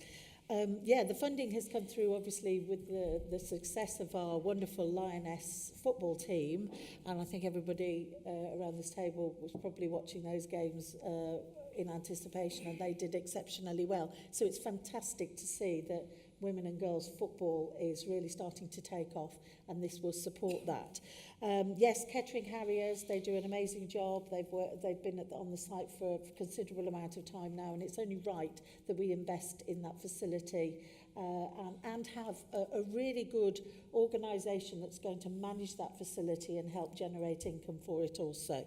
And rightly so, other funding opportunities, they are right at the crux of it where they're able to access those sort of funding opportunities. So yes, it's really positive all round. So thank you, Chair. Yes, as I said, happy to propose it. Thank you very much, Councillor Howe. So that paper has been moved. Can I have someone to second that? Thank you, Councillor Edwards. So that's been moved and seconded, and the recommendations are on page 128 to 129 of your agenda pack. Can I have a show of hands, please? Unanimous, Chair. Thank you very much. So we now move on to item 11, Household Revenue Account, Draft Budget 25-26 and the MTFP proposals. And I'd like to invite Councillor Bunday to introduce the report, please. Thank you, Chair. This report presents the Draft Housing Revenue Account Budget for 25-26 financial year and the medium-term financial plan. This budget is central to our ongoing commitment to provide quality housing and maintain services for our tenants, and it sets out the financial framework that will guide our investments in housing over the coming years. As members will know, the Housing Revenue Account is a separate ring-fenced account within the Council, solely dedicated to managing the income and expenditure associated with our housing stock. This ensures that the funds generated by our housing operations are reinvested directly into maintaining and improving housing services, without impacting the Council's wider general fund budget or the council tax levels. The HRA is primarily funded by rents and charges paid by our tenants and leaseholders. These contributions are vital to maintaining our housing stock, delivering essential services and meeting the needs of our residents. We are deeply aware of the trust placed in us to manage these resources effectively and responsibly. As part of our commitment to addressing housing needs, we are undertaking substantial work to develop a North Northamptonshire 30-year business plan. This comprehensive plan will be informed by the housing strategy and will serve as a cornerstone of our efforts to tackle the challenges within the local housing market. It will identify and address key issues such as housing availability, affordability and quality, setting out clear measures to improve housing options for local residents. This business plan will align with the overarching strategy for North Northamptonshire, which will be implemented in the coming financial year. One of the critical aspects of our planning involves the proposed rent increases for the coming year, as mandated by the Housing Act 1985. We are actively engaging with council tenants to gather their feedback on these proposals. Initial consultations with the Tenants Advisory Panel took place on October the 17th and December the 10th, and the consultation will close on the 23rd of December. The feedback will be reported to the Executive on the 6th of February. The government introduced a rent-setting formula covering a 5-year period from the year 2020-21 to 24-25, based on the Consumer Price Index for September of the previous financial year, plus an additional 1%. This formula was designed to provide stability following the 4 consecutive years of rent reductions of 1%, and it continues to apply for the coming year.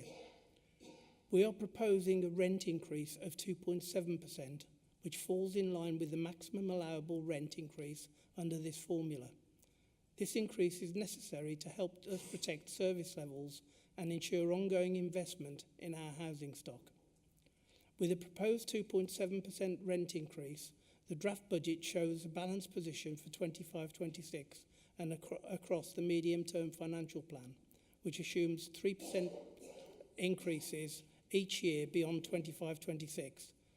These will have to be the subject of annual consultation and adjustments based on CPI. Although it is essential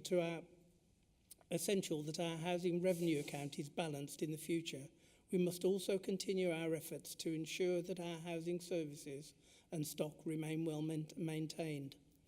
For 2025-26, the rent for a typical property in North Northamptonshire will increase from £96 per week to £98.60 per week, representing an increase of £2.60. This increase ensures that we are able to meet our service commitments while also continuing to invest in the housing stock and services that our tenants rely on. This draft HRA budget and medium-term financial plan reflect our ongoing commitment to maintaining and improving the housing services we provide. The 2.7% increase is necessary to balance the budget and support essential investment in housing, and I encourage all stakeholders, particularly our tenants, to engage with the ongoing consultation process, as their feedback will play a crucial role in shaping the future of housing in our community. So in summing up, the draft housing revenue account budget is at Appendix A. The draft housing revenue account medium-term financial plan is at Appendix B, while the summary of our reserves is in Appendix C. And with that, Chair, I'm happy to propose the recommendations at paragraph 3. Thank you very much, Councillor Bundy, and I look forward to receiving back some of that consultation stuff from our tenants on this. I think it's useful for them to give us their feedback and will help how we shape things moving forward. Just looking to members for any comments in relation to this paper. Thank you, Councillor Rowley. Thank you, Chair. It'd be remiss of me not to comment, means it's my portfolio. I look forward to the Tenants Advisory Panel's comments on the rent increase. It's always nice to hear from them, especially, and they understand the need for rent increases to cover the additional costs of maintenance and upgrades to their properties. The HRA, in case people don't realise, also pays for the interest on the loans for the properties we've got, and the finance team do an excellent job of managing the loan repayments, which results in £3 million coming back into the HRA from next year. So that's a welcome bonus, and it's purely from the finance team and the excellent work they do. So I fully support this recommendation. Okay, thank you very much, Councillor Rowley. Councillor Bundy, did you just want to wrap up, and I'll find you a seconder to your report? Thank you, Chair. Yeah, the whole concept of asking tenants whether they want rent increases surprised me when I first came across it many years ago. But obviously, the tenants know full well that any increase in rent actually contributes towards the quality of the houses in which they live. And it's no mean feat, Chair, that we have a budget of £42.765 million, and it is balanced. Thank you very much, Councillor Bundy. Would someone like to second that report, please? Councillor Rowley, thank you very much. Recommendations are set out on page 157 of your agenda pack. They've been moved and seconded. Can I have a show of hands in favour, please? Unanimous, Chair. Very much. We move on to item 12, draft budget 25-26 and medium-term financial plan. I'd like to invite Councillor Bundy to introduce the report, please. Thank you, Chair. This report presents the draft revenue budget for 25-26 and the medium-term financial plan for North Northamptonshire Council. This budget is critical in shaping the future of our services, supporting our residents and driving growth and prosperity of our region. This draft budget reflects our continued commitment to delivering high-quality services for residents and businesses across North Northamptonshire. These services include support for vulnerable adults and children, education, waste management, housing, leisure and economic development. The budget is structured to underpin the key objectives outlined in our corporate plan, which focuses on the following areas: helping people lead active, fulfilled lives, building better, brighter futures for our young people, developing safe and thriving places, creating a green, sustainable environment, building connected communities and developing modern public services. However, the financial landscape remains challenging. As we know too well, the past few years have presented unprecedented financial pressures due to increased demand for services and high inflation rates. While inflation has recently stabilised, the medium-term financial position remains challenging. To address these challenges, we must continue our transformation programme to make our services more efficient and cost-effective.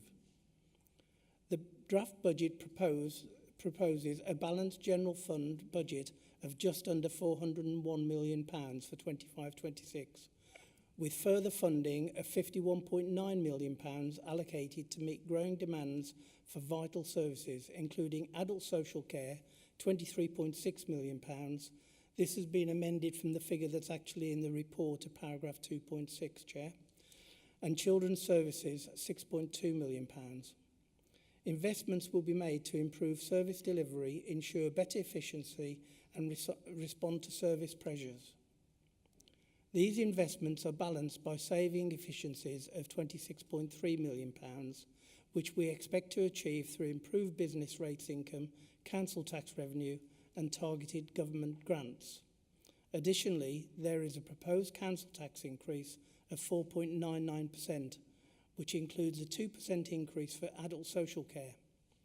This increase will contribute around £10.2 million per annum towards funding key priorities and maintaining our service levels. For a Band D property, this means an increase of £86.84 per year, or about £1.67 per week. It should be noted that the majority of the properties in North Northants are in Bands A and B. The government announced the local financial settlement yesterday. This has left little time for it to be incorporated within today's proposals. It will form part of a budget update report at the January executive to agree any changes as part of the final budget proposals that will be brought to the executive in February. Although the first impressions are that we have not benefited as much as hoped, it is still within the envelope of expectation. Our budget factors in several important external economic factors, including changes to government funding. The annual statement of 2024 has provided additional funding for social care and other areas of local government, but significantly, uncertainty remains, particularly regarding the ongoing pressures in social care and potential changes in business rates. We are closely monitoring these factors to ensure that our financial position remains sustainable. One of the major challenges in the medium term is the expected business rates reset in 26-27, which could result in a loss of revenue growth. We are proactively addressing this risk by investing in service transformation to ensure that we are operating as efficiently as possible while continuing to deliver essential services to our communities.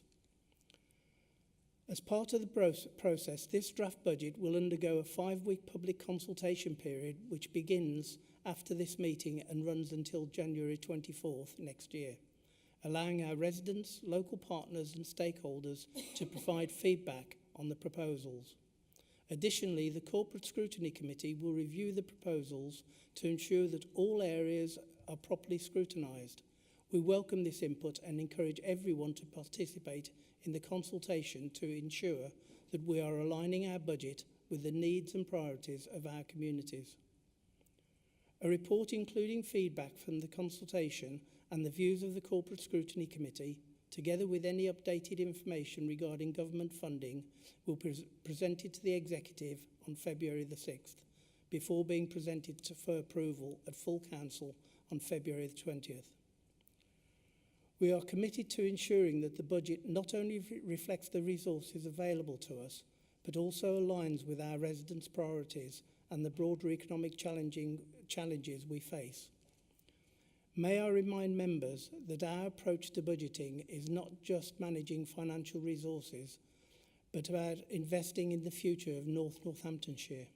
We are committed to building a strong, modern and efficient council that delivers high-quality, affordable services, especially to those who are most vulnerable in our community. I am proud that I can propose a draft budget this morning that is not only balanced, but sees no reduction in our service delivery.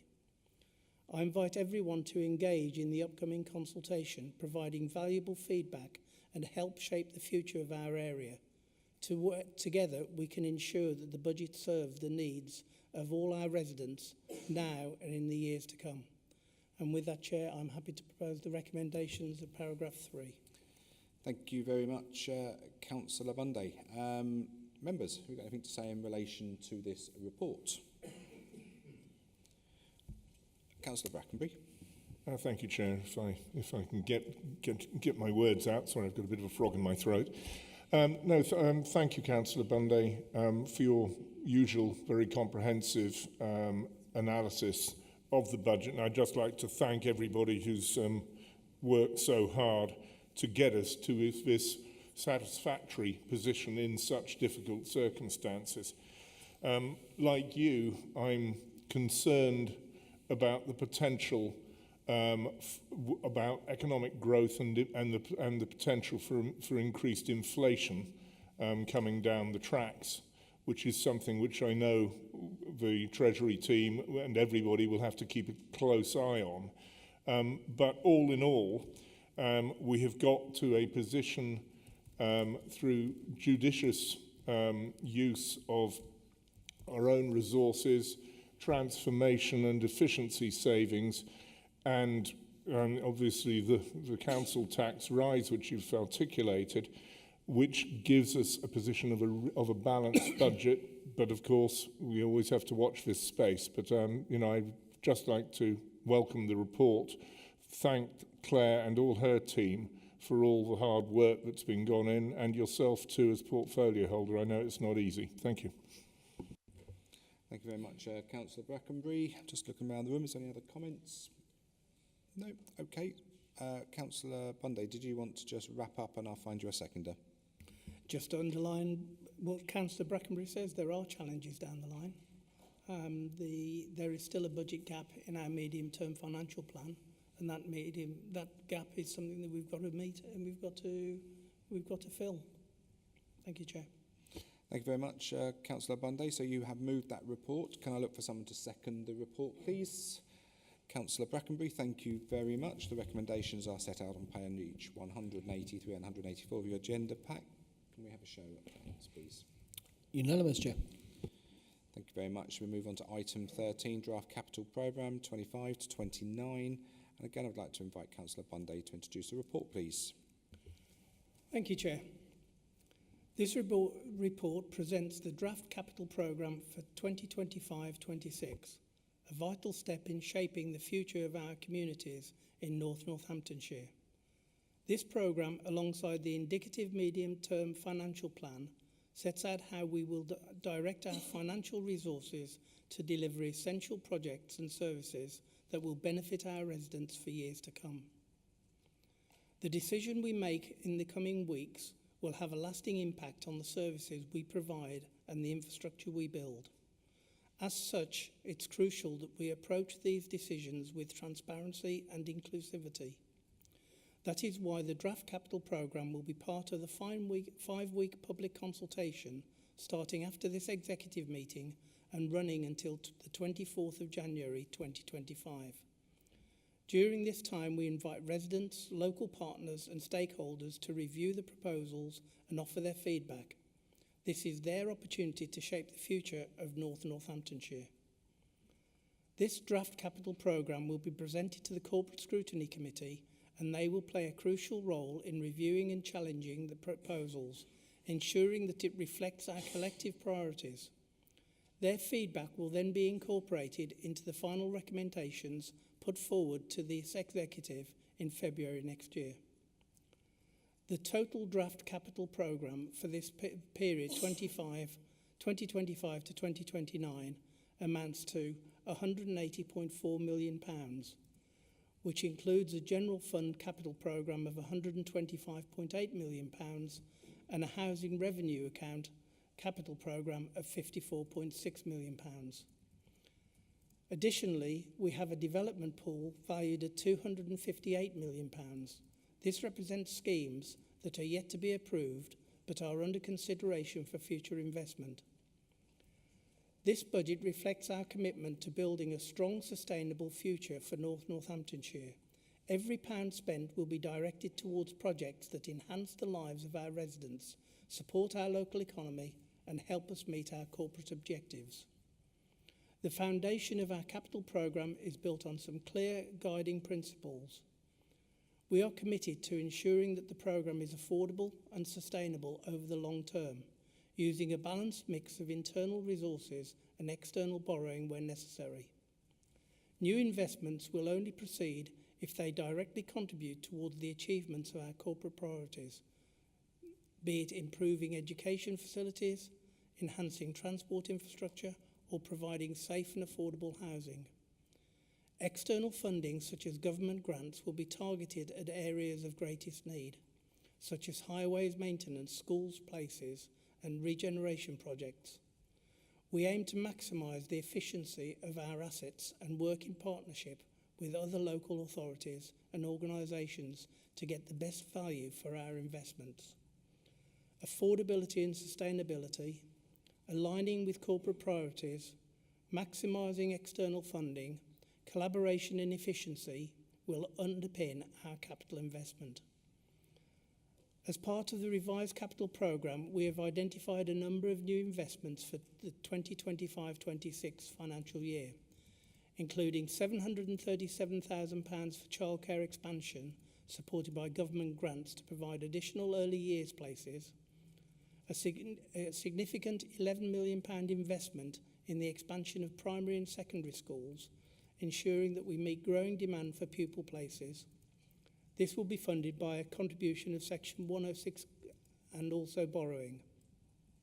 £1.2 million for Hanwood Park Secondary School and £1.06 million for Stanton Cross Secondary School to support the planning stages of these two new schools. £1.7 million for the Children's Trust property condition works, ensuring that our public buildings remain in good condition and fit for purpose, and £50,000 to support IT infrastructure for the waste contract, improving waste management and making it more efficient. These investments are crucial for the continued development of our infrastructure, schools and public services. Each of these projects will provide tangible benefits to our communities, whether it's through improved educational facilities or better maintained public buildings. To ensure that we make these investments in the most effective way, we have outlined a clear governance structure in our capital strategy.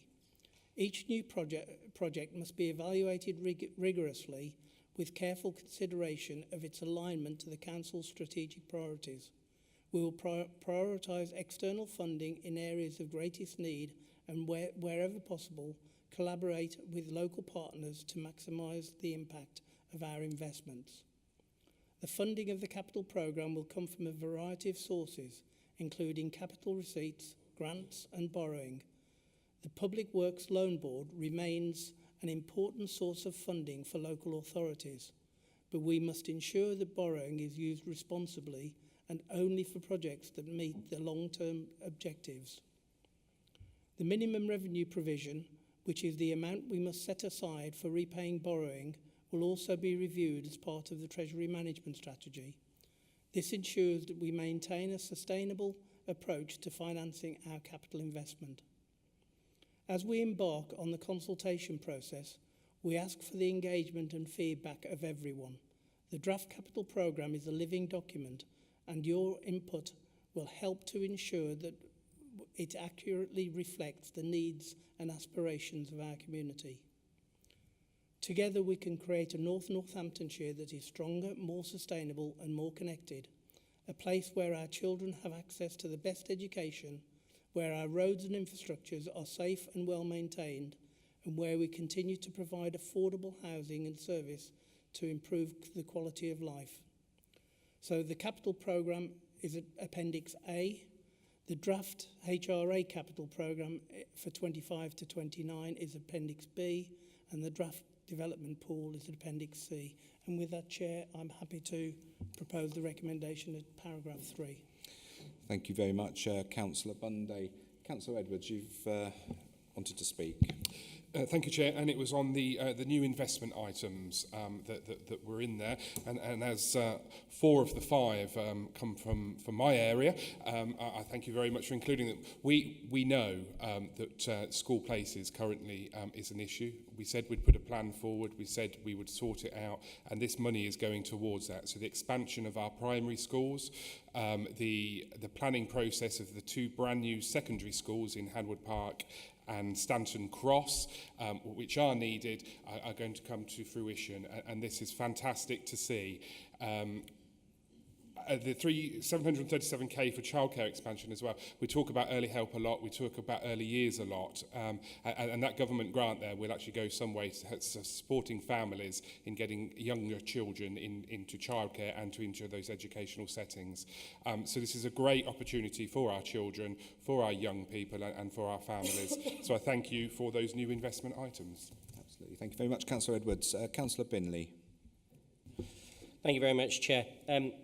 Just to pick up on a few bits of these, of course, in the capital programme, we have got existing funding to be utilised from the previous government that we are utilising with things like the Levi, which of course is all around electric vehicle infrastructure, which is absolutely really positive for the residents of North Northamptonshire. And our team do actually keep getting nominated for awards on that front, but unfortunately just always fall down at the final hurdle. They are working really, really hard on that. And also to do with the traffic signal scheme as well. Again, previous government funding to upgrade our traffic signals, and we were successful in our bid there. The other bits, of course, which are a concern, there are things in the development pool, the Isham bypass and the A43, and of course we are still waiting for the current government to come back on that. We have submitted the outline business case in relation to the Isham bypass. The planning application is in. We are now just waiting on the current government to confirm or decline the funding that we were promised by the last government. And these are vital projects for the residents of North Northamptonshire. And of course, with regards to the A43 dualling, again, that's something that's been going on for a very, very long time. It was a scheme that was originally kicked into the long grass, or probably even beyond that, by Gordon Brown's administration when that was scrapped. But, Chair, what I would point out is the work that we are doing, that we have within our control within North Northamptonshire, where we have invested an additional £9 million in our roads and the resurfacing schemes that we've carried out. We've carried out a huge programme of works this year to resurface our roads. And again, we are just wanting now on the government with regards to the £149 million that was promised as part of the cancellation of HS2 and where that money's going. Probably, of course, to plug the infamous made-up £22 billion black hole that nobody seems to be able to explain. But we need that money. Our residents need that money. They need that investment in our road infrastructure. It is vitally important for them and for businesses.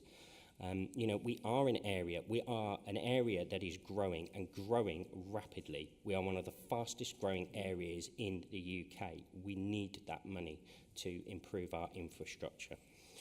But, as I say, Chair, North Northamptonshire Council, as can be seen here by the capital programme, are doing all that they can to invest. It's just another partner that needs to step up now. Thank you, Chair.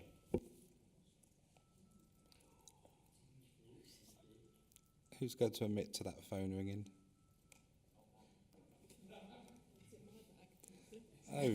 Oh, how very apt. The Section 151 officer's got to owe £10 to the chair's charity. Jolly good. Well, look, thank you very much, Councillor Bundy, for moving that report. And I would just like to add that, you know, there's a significant investment in school sufficiency sort of placements coming through that. The investment that we're putting in, as Councillor Edwards has already commented on, and Councillor Bundy. I mean, this is what an ambitious council does. And I think we've had a report just recently that said we are an ambitious council and has achieved so much, and that should be celebrated. But we're not just going to rest on our laurels at that point. You know, our recent corporate peer review has identified what we have done thus far, but we are going to continue to make this area better. And that is going to be done at pace, and we're starting to see that in Councillor Edwards' remit at the moment. We are certainly moving with pace, and the next item will also highlight some of the other investment in the area. But I'd just like to thank the finance team for bringing this report to us alongside Councillor Bundy. On that note, Councillor Bundy, did you just want to wrap up on some of the comments that have been made, and I will find you a seconder? Chair, everything that I've written down to say, either you or Councillor Binley have summed it up. We have got an ambitious capital programme, and it's a programme where we're getting on and we're spending money and investing in this area. Sadly, as Councillor Binley said, we need others to step up to the plate and do the same. Thank you very much. So, members, would someone like to second that report? Councillor Binley, thank you very much. So the recommendations are set out on page 294 of your agenda pack. They've been moved and seconded. Can I have a show of hands, please? Unanimous, Chair. Thank you very much. Shall we now move on to agenda item 14, capital programme update for 24-25, and back to you, Councillor Bundy. Thank you, Chair. I'll be quite brief on this one.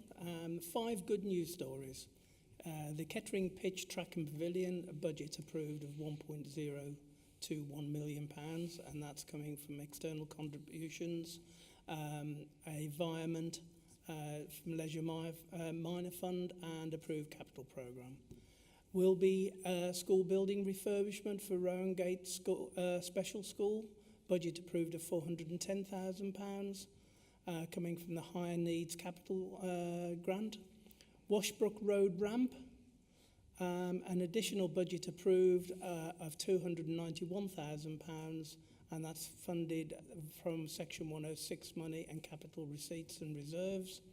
Household waste and recycling containers, additional budget of £464,000, and that'll be funded through capital receipts and reserves. And Thrapston Bus Stop Real-Time Passenger Information System, which is £26,000, and that will be funded from Section 106 contributions. And with that, Chair, I'm happy to propose the recommendation of paragraph 3.1. Thank you very much, Councillor Bundy. So, members, do we have anything to say in relation to this? Councillor Brackenbury. Thank you very much, Chair. All good projects. Obviously, we've discussed a number of them, but I absolutely do welcome the capital, the special school at Rowan Gate. I mean, I think this council has done such a lot of work on special schools and SEND provision. I do think that should be acknowledged. And of course, Chair, I very much welcome the Thrapston Bus Stop Real-Time Passenger Information System, which will enable the residents of Thrapston to go about their business knowing when the next bus is coming. So that will be very exciting. And I know it was welcomed by the Town Council when we met earlier in the week. So thank you. Very good, Councillor Brackenbury. Very good. Councillor Howell. Thank you, Chair. Yeah, obviously delighted that the money's going forward into the capital programme for the Kettering Pitch Track and Pavilion, as we discussed earlier in the report, but also the Washbrook Road Ramp. This has been ongoing for some time now. Money came forward from the former district council, but post-COVID, obviously, the costs just escalated, and now we've managed to find the rest of the money to be able to complete that project. So that will be long awaited, and I know the residents of Rushton will be delighted to have further access to the Greenway, which is also fantastic, making that more accessible to everybody. So yeah, absolutely delighted. Thank you. Thank you very much, Councillor Howell. Councillor Edwards. Thank you, Chair. And Wilby School. Sharice and I had the pleasure of going to Wilby School a couple of months ago, and the transformation that they have achieved is absolutely amazing. From a relatively old Victorian-style primary school in a village location, they've actually transformed it into an amazing facility for children with special educational needs. Rowan Gate are doing absolutely fantastic job, as they always do, with any of their facilities, and I know that the children are just loving going to the school.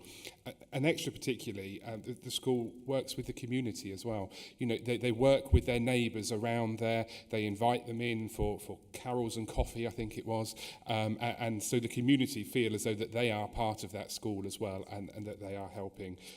So it's on here, it's been done, and it's transforming young children's lives. Thank you very much, Councillor Edwards. You put that very articulately. I mean, look, it's all about money, isn't it? It's all about investing into our facilities, our assets around the area. But if we look one step further than that, it's about it's the outcomes, isn't it? It's about what the children do. And as you say, the children are loving it in those schools. They're enjoying their time in their schooling career, and I'm sure many of us look back fondly on our time at school, and we owe it to all of the future generations to have those fond memories of school, and we need to invest within our area to ensure that children that need that extra support in Northamptonshire absolutely receive that extra support, something I'm quite passionate about. The Greenway ramp in Rushden, I'm absolutely delighted to see that one come forward. It was one of the last things that I was rattling around with at the County Council, and you know, to see that absolutely begin to happen, and that very long ramp going down under the railway bridge there in Rushden, allowing people from not just Rushden but from Hyam Ferrers and Irchester and other surrounding areas to be able to join the Greenway at that point there will be absolutely fantastic, and of course will enable people to sort of use their feet and scooters and bikes and so on to get around Rushden, Hyam and surrounding smaller towns and villages. So absolutely welcome that investment. So on that note, I'm going to hand back to Councillor Bunday to just wrap up, and then I will find you a seconder. Thank you, Chair. Not really got very much to add. I think everybody has spoken about the good news stories. The only one that hasn't been mentioned was the household waste and recycling containers, but that's probably a boring subject anyway. Thank you.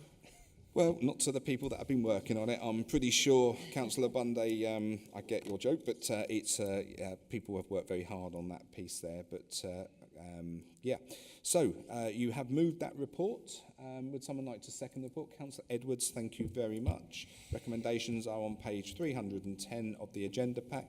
Can I have a show of hands in favour, please? Unanimous, Chair. Thank you very much. Shall we now move on to item 15, Corporate Strategy Risk Register update? And Councillor Bunday, this is one for you to introduce again. Thank you, Chair.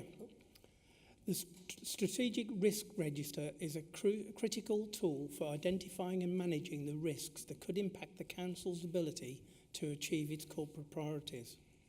This report provides an annual update to ensure transparency and to maintain compliance with our governance framework. By keeping the register current, we aim to minimise potential disruption and ensure efficient service delivery. The Council's risk management strategy forms the foundation of our approach to risk management. It outlines the practices necessary to identify, assess and mitigate risks. This report includes Sorry, Councillor Bunday, for interruption. I believe the Deputy Leader's just donated £10 to the Chair's charity, which I will be collecting from you. Accident or no accident, £10 to the charity. Carry on, Councillor Bunday, thank you. This report includes updates reviewed by the corporate leadership team, which have been informed by regular reviews of directorate-level risk registers. These updates ensure that our strategic risk register remains a reliable reflection of our risk environment. And two significant updates to the risk register are Risk 22, Public Health Recommissioning and Children's and Sexual Health Contracts. This new risk entry addresses delays in the mobilisation period for the 0 to 19 and sexual health service contracts. The inherent risk score is 15, reflecting its likelihood and potential impact. The current score remains the same. And risk 23, impact of Social Housing Regulations Act. This entry captures risk related to compliance with the social housing regulations and ensuring decent homes for all tenants. The inherent risk score is also 15, while the current score has been assessed at 10, reflecting mitigation measures already in place. In addition, we've reviewed and updated narratives for other entries to ensure clarity and alignment with current priorities. A heat map summing up risk scores and a copy of the scoring methodology have been included as appendices for reference. The corporate leadership team is responsible for defining risk entries, scoring and ensuring alignment with our risk management policy, while internal audit supports the facilitation of risk management. Ultimate accountability lies with the leadership team. This risk register is presented regularly to the Audit and Governance Committee, which provide an additional layer of oversight, ensuring that the risk management process remains effective and robust. And with that, Chair, I'm happy to propose the recommendation of paragraph 3. Thank you very much, Councillor Bunday. Members, do you have anything to say in relation to this particular paper? Okay, no. So Councillor Bunday has moved that report. Can I look for someone to second that report, please? Councillor Brackenbury, thank you very much. Recommendations are set out on page 318 of your agenda packs. Can I have a show of hands, please?